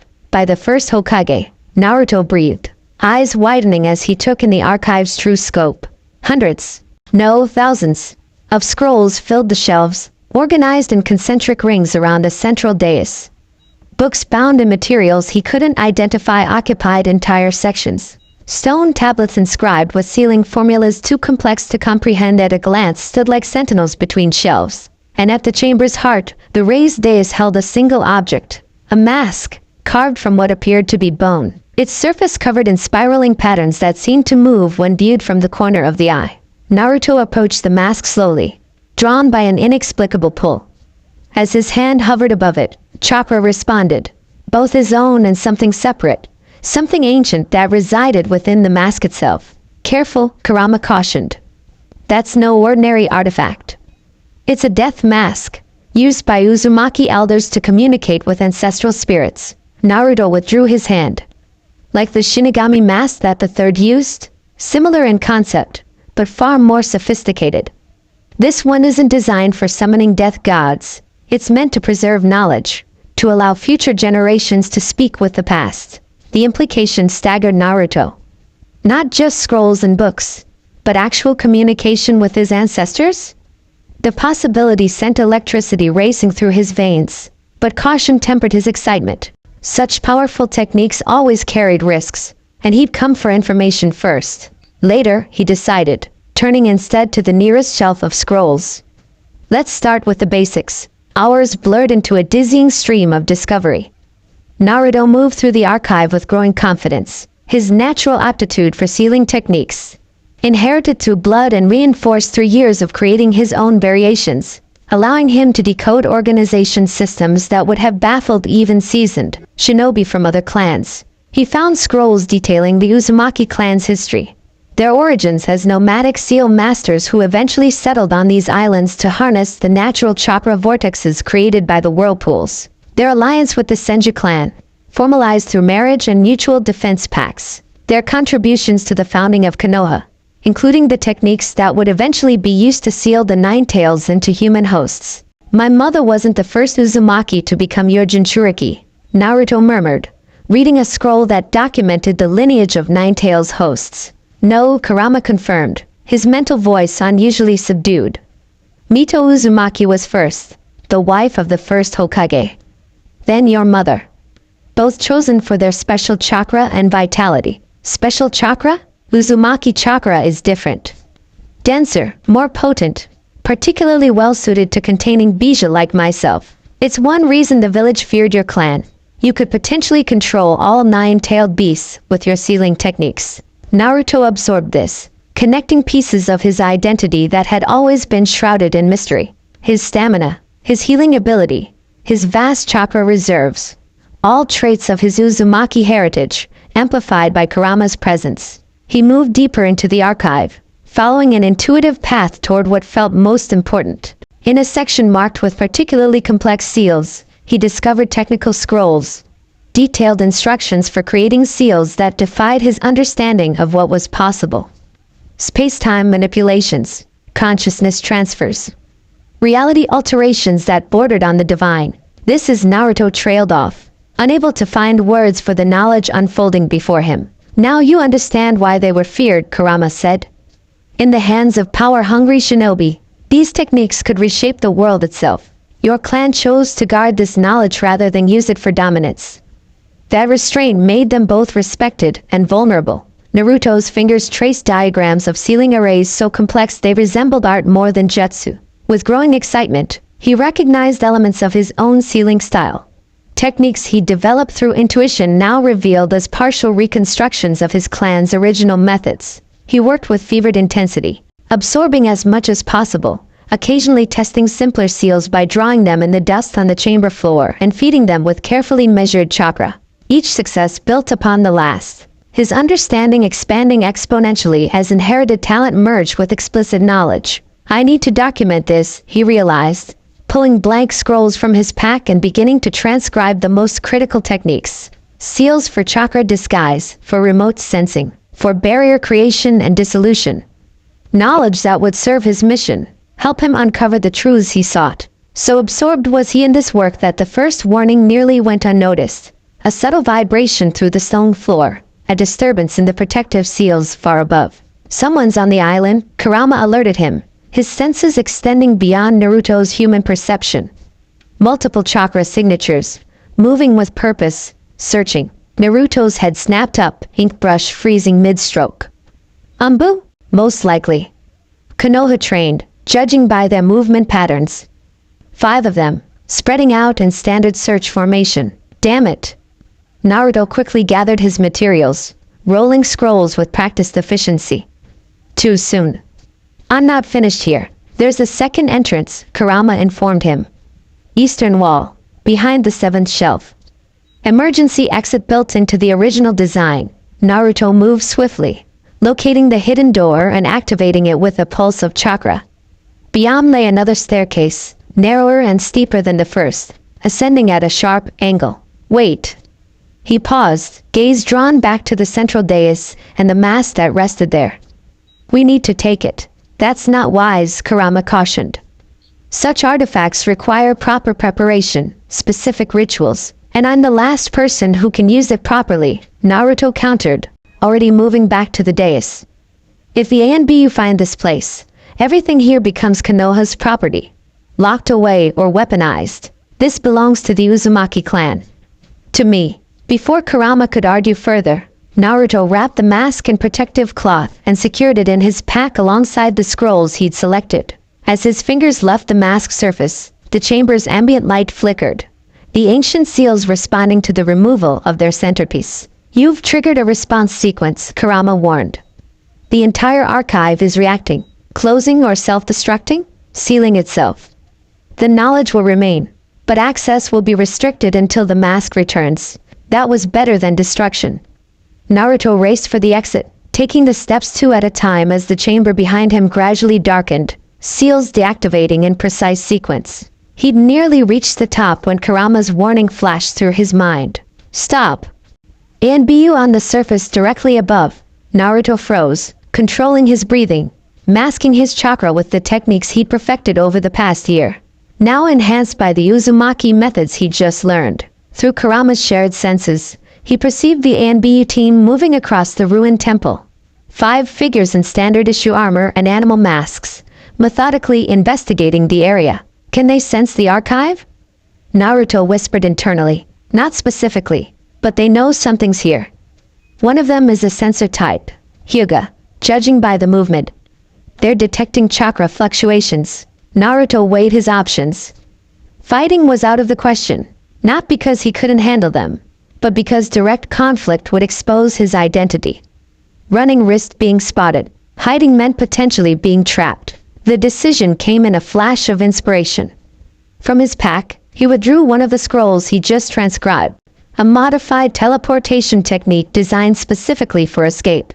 Unlike the Flying Thunder God technique of the 4th Hokage, this didn't require pre-placed markers, just a clear visualization and enough chakra to breach the distance. The catch? It left a distinctive chakra flare on departure, impossible to miss for trained sensors.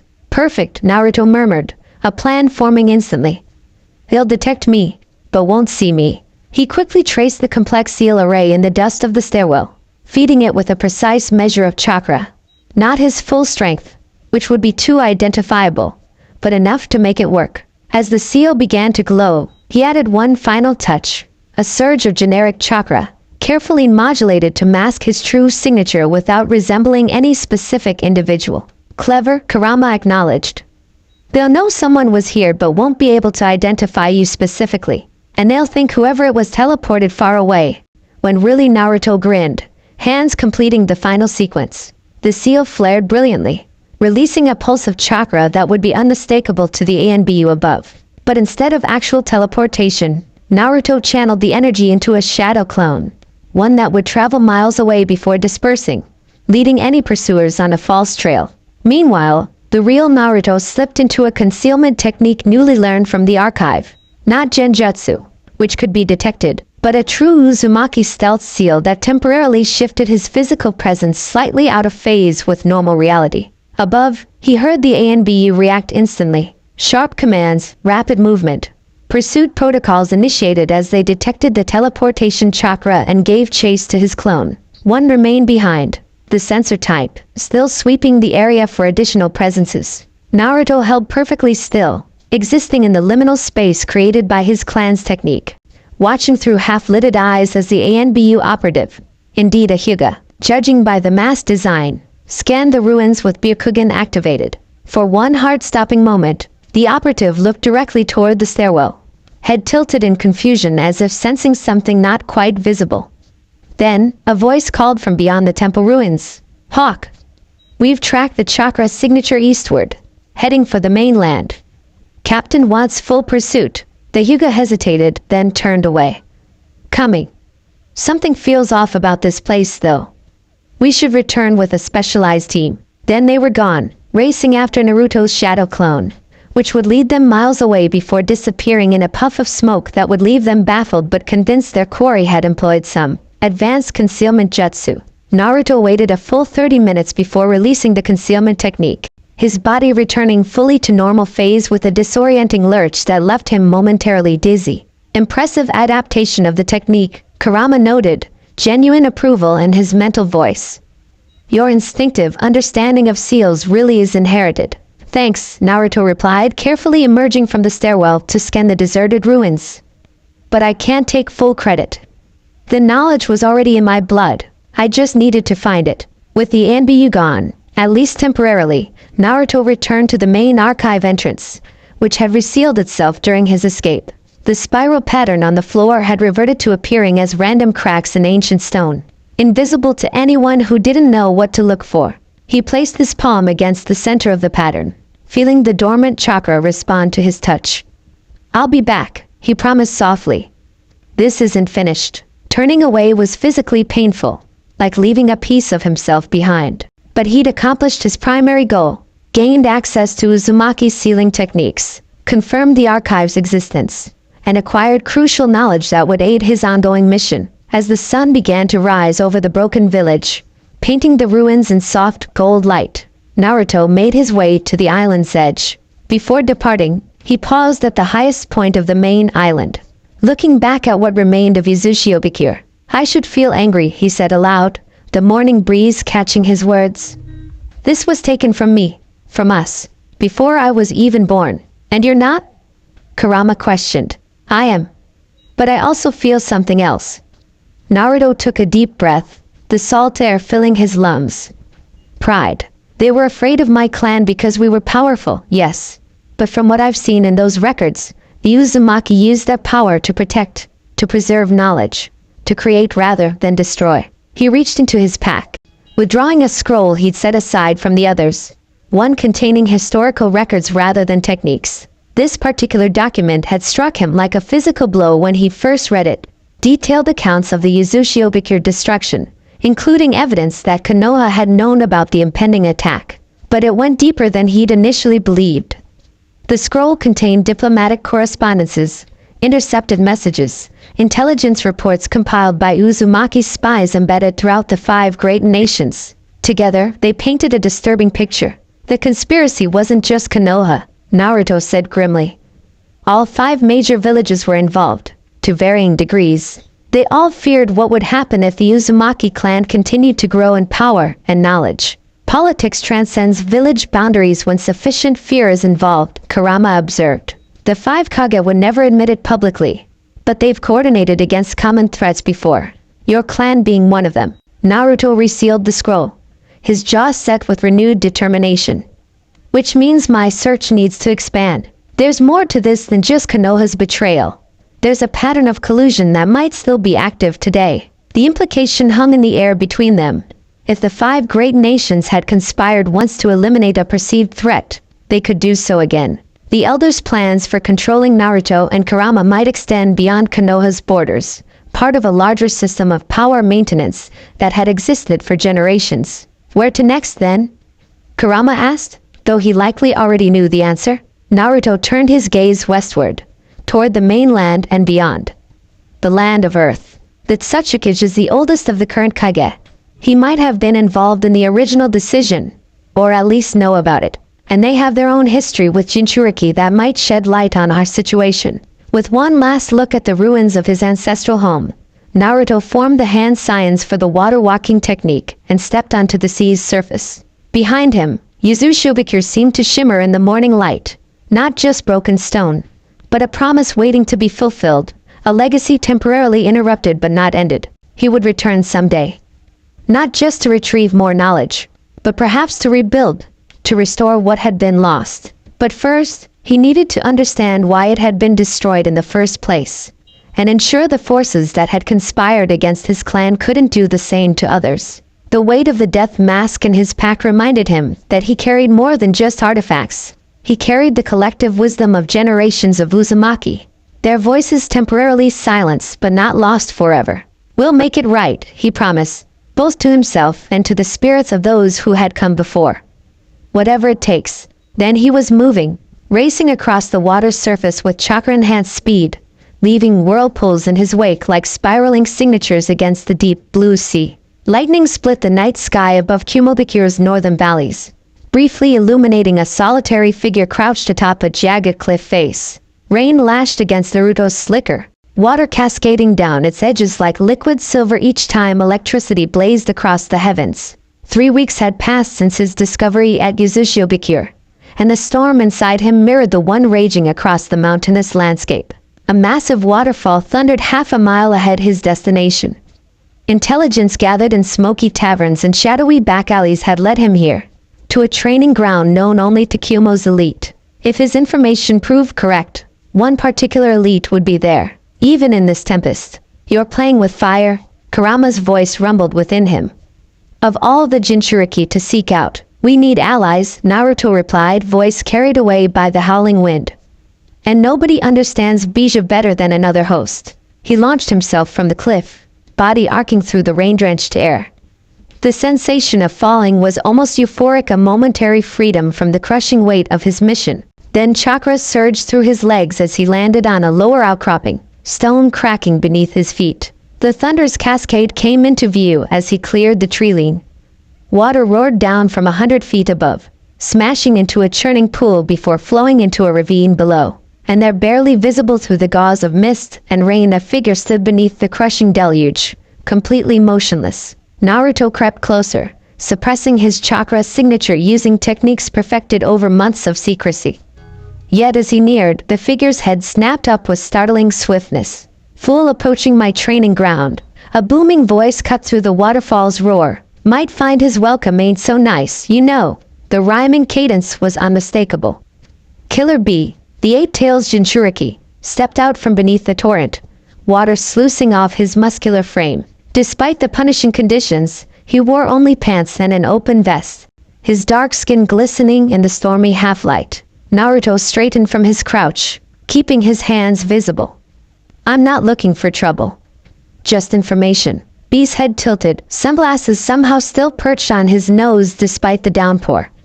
Your voice rings bells but your face does not. Stranger with a scent that's familiar but forgot. Something electric pulsed between them, recognition beyond visual cues. Jinchuriki sensing Jinchuriki. Host recognizing host. He feels me, Kurama confirmed tensely. And I feel Gyuki. Before Naruto could respond, B moved with lightning speed, appearing before him with a kunai pressed against his throat. Show your true face, the Kumo ninja demanded, rhymes abandoned. Or lose your head. Naruto met the man's gaze unflinchingly. With deliberate slowness, he raised his hand and released the transformation jutsu that had become his second skin. Brown eyes shifted to piercing blue. Nondescript features sharpened, whisker marks appearing on suddenly familiar cheeks.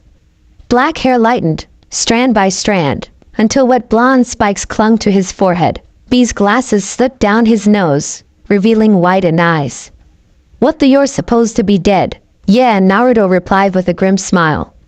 That was the idea. The kunai disappeared as quickly as it had appeared, but B's stare remained intense. Start talking, Uzumaki. Now, the ANBU captain's mask betrayed nothing as he knelt before the Hokage's desk, but tension radiated from his rigid posture. 5 other operatives flanked him, each displaying similar restrained discomfort. Report, Kakashi ordered, visible eyes sharp beneath his ceremonial hat. The mission to Yuzushiobikure yielded unexpected results, Lord Hokage. The captain's voice was carefully neutral.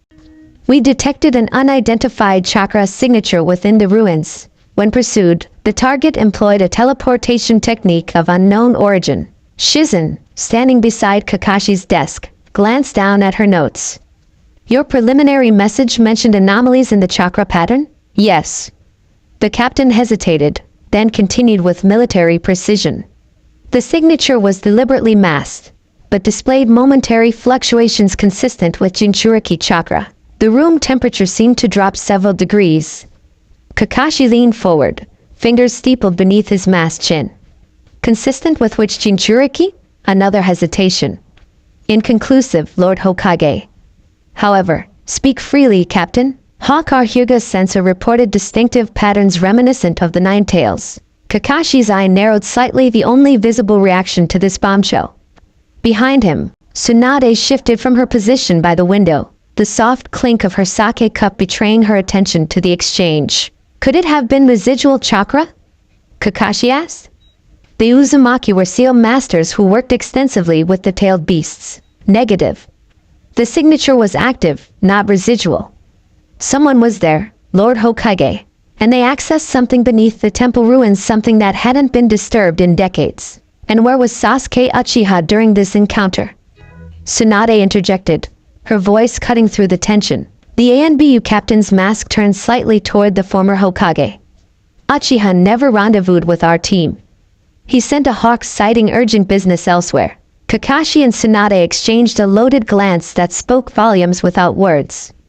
Both veterans had noticed the pattern Sasuke's increasingly convenient absences whenever Naruto-related anomalies surfaced. Dismissed, Kakashi finally said to the ANBU team, "Submit your full written reports by morning. Speak of this to no one." As the operatives vanished in synchronized puffs of smoke, Tsunade approached the desk, setting down her sake cup with deliberate control. "You're thinking what I'm thinking," she stated rather than asked. Kakashi ran a hand through his silver hair, momentarily looking more like the weary Jonin of old than the Hokage he'd become. "It's impossible, is it?" Tsunade challenged. "We never found the body. The chakra explosion was too perfect, too contained. And Sasuke's behavior, what are you suggesting? That Naruto faked his death? Why would he do that?" Tsunade's amber eyes hardened. "You tell me. You were the one who found those documents in the restricted archive, the ones about Yuzuri's Obikure's destruction and Konoha's involvement." Kakashi rose abruptly, moving to the window to stare out at the village. Rain had begun to fall here too, droplets racing down the glass like tears. Even if he discovered that, Naruto would confront it head-on. Running away isn't his style, unless he needed freedom to uncover something bigger. Tsunade joined him at the window. Unless he realized that as Konoha's Jinchuriki hero, he'd never have the independence to pursue the truth. Lightning flashed outside, momentarily illuminating their reflections in the glass, two leaders burdened by the weight of secrets they'd inherited rather than created. "What do we do?" Kakashi asked softly. Tsunade's reflection smiled grimly. "Nothing officially. But unofficially? I think it's time we had a chat with Sasuke Uchiha." "I still think this is insane," Sakura hissed, pink hair plastered to her forehead by the steady drizzle. "Breaking into Intelligence Division archives is treason, Shikamaru." The Nara heir didn't look up from the complex seal array he was disabling. "Technically, I have clearance for these files. I'm just accessing them outside normal channels. That distinction won't matter when we're court-martialed," Sai observed with his characteristic bluntness, though his hands remained steady as he copied Shikamaru's movements on the opposite side of the sealed door. Hinata said nothing. Byakugan activated as she monitored the surrounding area, veins bulging around her pale eyes. Her expression betrayed nothing, but inwardly she was torn between contradictory loyalties to Naruto's secret and to these friends who suffered from it. The four shinobi huddled beneath the eaves of Intelligence Division's northeastern annex, the least traffic section that housed cold case files and historical records. Midnight rain provided cover for their clandestine meeting, washing away footprints and muffling sounds. "There," Shikamaru muttered as the seal faded. "We have 8 minutes before the secondary system activates." They slipped inside, Sai manipulating ink to temporarily blind the interior sensors. The archive stretched before them, rows of shelves containing scrolls, files, and artifacts collected over generations. "What exactly are we looking for?" Sakura whispered, medical training making her instantly notice the precise organization system. Shikamaru moved with purpose toward a section marked Jinchuriki Incidents Classified. "Evidence," he replied, fingers skimming file labels.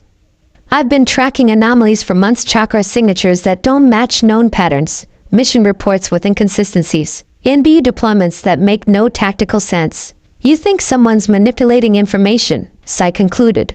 "I know they are. The question is why." Shikamaru pulled 3 files and handed them to Sakura. These contain the original sensor reports from Naruto's death site, not the sanitized versions in the official record. Sakura's hands trembled slightly as she opened the first file. Her medical expertise made her uniquely qualified to interpret the technical data, and her eyes widened as she scanned the contents. "This can't be right," she breathed.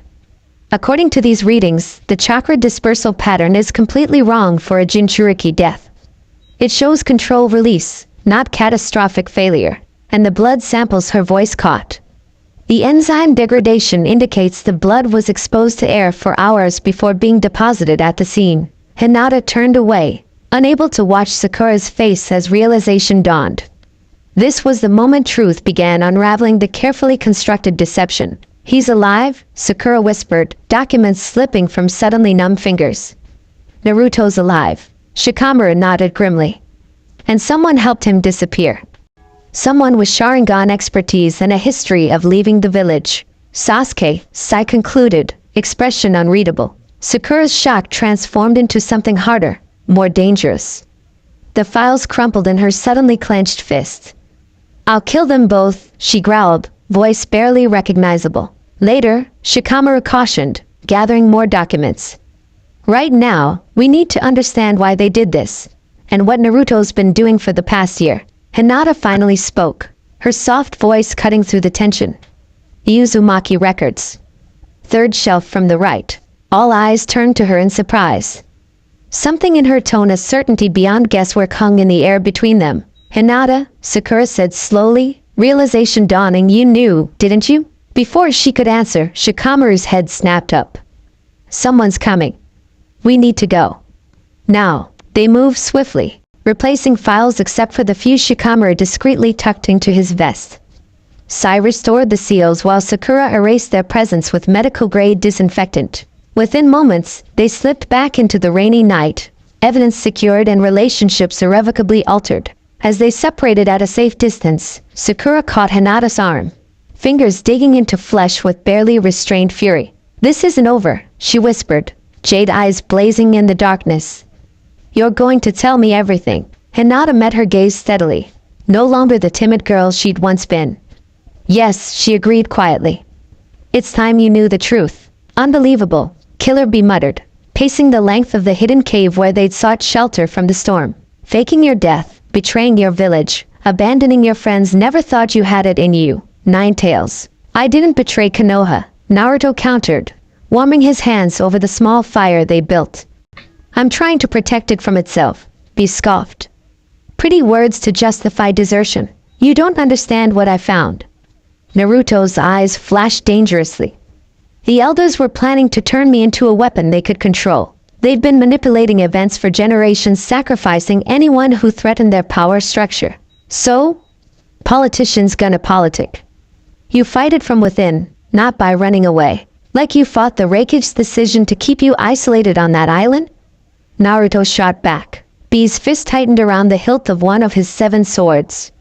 Watch yourself, boy. I'm not running away, Naruto insisted, leaning forward, firelight casting dramatic shadows across his face. I'm hunting for the truth. And what I've found goes beyond Konoha. It involves all 5 great nations, a conspiracy dating back to the destruction of Uzumaki. Bee's aggressive posture relaxed slightly, curiosity overcoming indignation. What conspiracy? Naruto withdrew a scroll from his pack, unrolling it to reveal documents recovered from the Uzumaki archive. The 5 Kage have been coordinating the control of Jinchuriki and tailed beasts since before the First Great War.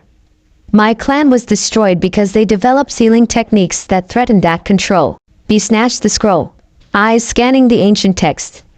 His expression darkened as he read. This implies the 4th Raikage. My brother knew about this system. Everyone at the top knows, Naruto said quietly. It's how they maintain balance between the nations by ensuring no single village gains advantage through the tailed beasts. And now there's a new player. Naruto's expression hardened.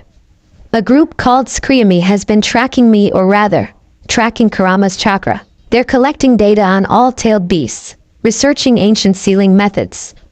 I believe they're trying to develop artificial Jinchuriki. Bee's head snapped up. Impossible. Is it?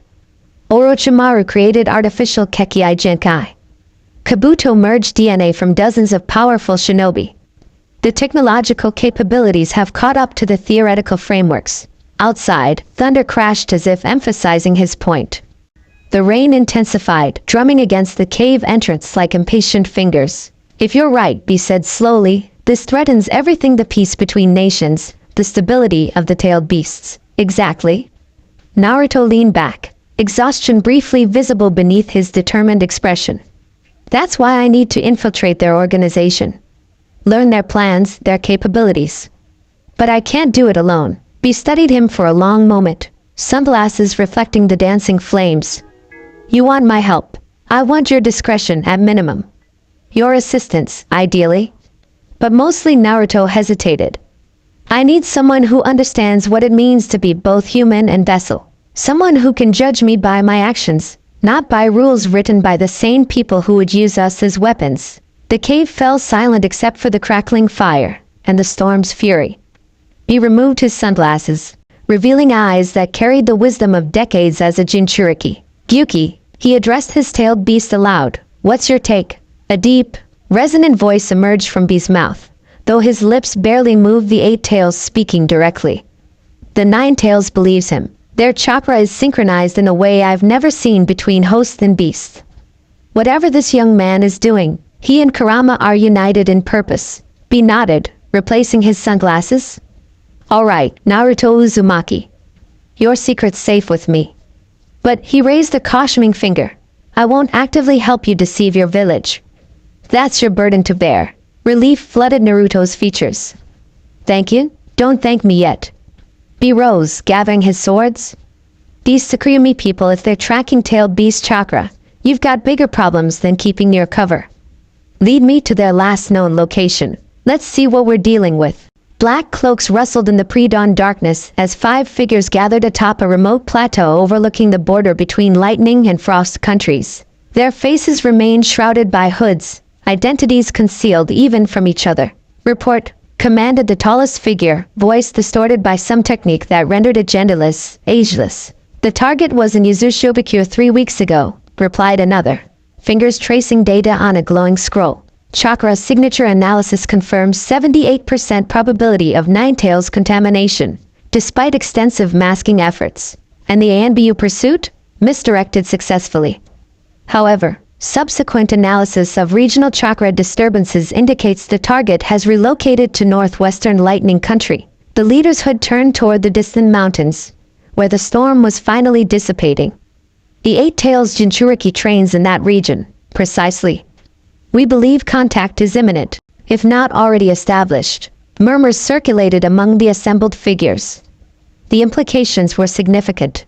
2 Jinchuriki cooperating complicates our timeline, observed a third member, voice soft but clinical. Especially given our recent setback with the prototype. The leader raised a hand for silence. It accelerates nothing. The third phase proceeds as planned.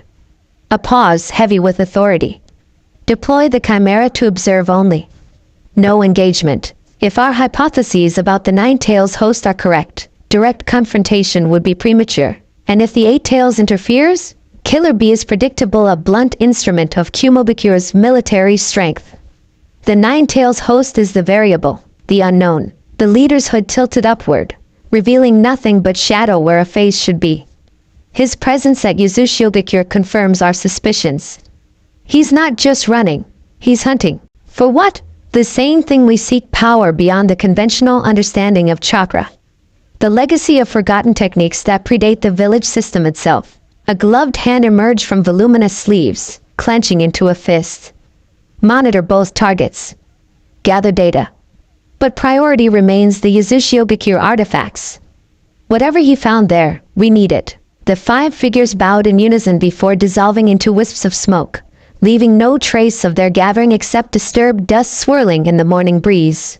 Dawn broke over the forests of Fire Country, golden light filtering through ancient trees to dapple the leaf-strewn ground. Sasuke Uchiha moved like a shadow between trunks, his presence barely disturbing the morning mist that clung to the undergrowth. 3 days of constant travel had brought him to this remote location, a boundary marker from a forgotten era, when clans rather than villages defined territorial lines. The stone monolith, covered in moss and weathered by centuries, still bore the faint spiral symbol of the Uzumaki clan on one side and the fan of the Uchiha on another, testament to alliances long since broken. Sasuke approached cautiously, Sharingan activated to detect any genjutsu or traps. Finding none, he placed his palm against the cold stone, channeling a precise measure of chakra into the ancient seal barely visible beneath the moss. The stone warmed beneath his touch. Moments later, a small compartment materialized in what had appeared to be solid rock, a space-time ninjutsu key to specific chakra signatures. Inside lay a single scroll, sealed with wax bearing an unfamiliar insignia. Breaking the seal, Sasuke unrolled the message, Sharingan memorizing each character instantly. S. Infiltrating T organization. Evidence suggests connection to highest levels of 5 villages' governance.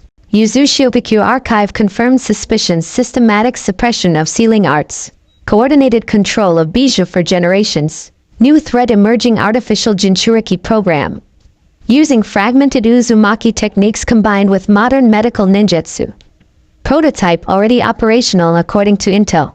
Need extraction plan for captured research subject being held at coordinates enclosed. Be assisting temporarily but compromised by village loyalties. Home situation? N.P.S. Certain individuals may have deduced the truth. Use discretion, but alliance may be necessary. You know who to trust. Sasuke read the message twice before incinerating it with a small fire jutsu, watching as the ashes scattered on the morning breeze. His mind worked through implications with characteristic precision. Artificial Jinchuriki. 5 villages involvement. Captured research subjects. And now, Naruto actively infiltrating this mysterious organization rather than simply gathering intelligence. The situation had escalated beyond their original parameters. What had begun as Naruto's personal quest for truth about his clan had evolved into something that potentially threatened the fragile peace established after the war. And then there was the postscript acknowledging what Sasuke already knew. Shikamaru had discovered the truth and likely shared it with others. The circle of knowledge was expanding, the carefully maintained deception unraveling thread by thread. Decision crystallized in Sasuke's mind with characteristic finality. The time for secrets had passed.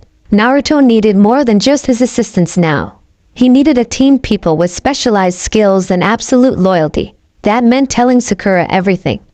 It meant facing her fury, her pain, her sense of betrayal. It meant acknowledging his role in causing her a year of unnecessary grief. The thought made even the legendary last Uchiha hesitate, something like dread settling in his stomach. Sakura's anger would be volcanic, her strength terrifying when unleashed by emotional catalysts. Yet he would face it, deserved it, even because Naruto's mission had become too important for pride or secrecy. With newfound resolve, Sasuke turned toward Konoha, moving with the ground-eating pace that had made him legendary among shinobi. The message was clear: Naruto was no longer simply investigating past conspiracies. He was actively confronting a present danger, and for the first time in their long, complicated history, Sasuke would be the one coming to Naruto's aid rather than the reverse. The irony wasn't lost on him as he raced toward a confrontation that would require more courage than any battle he'd ever fought. Facing Sakura's wrath would make fighting Kagaya seem simple by comparison.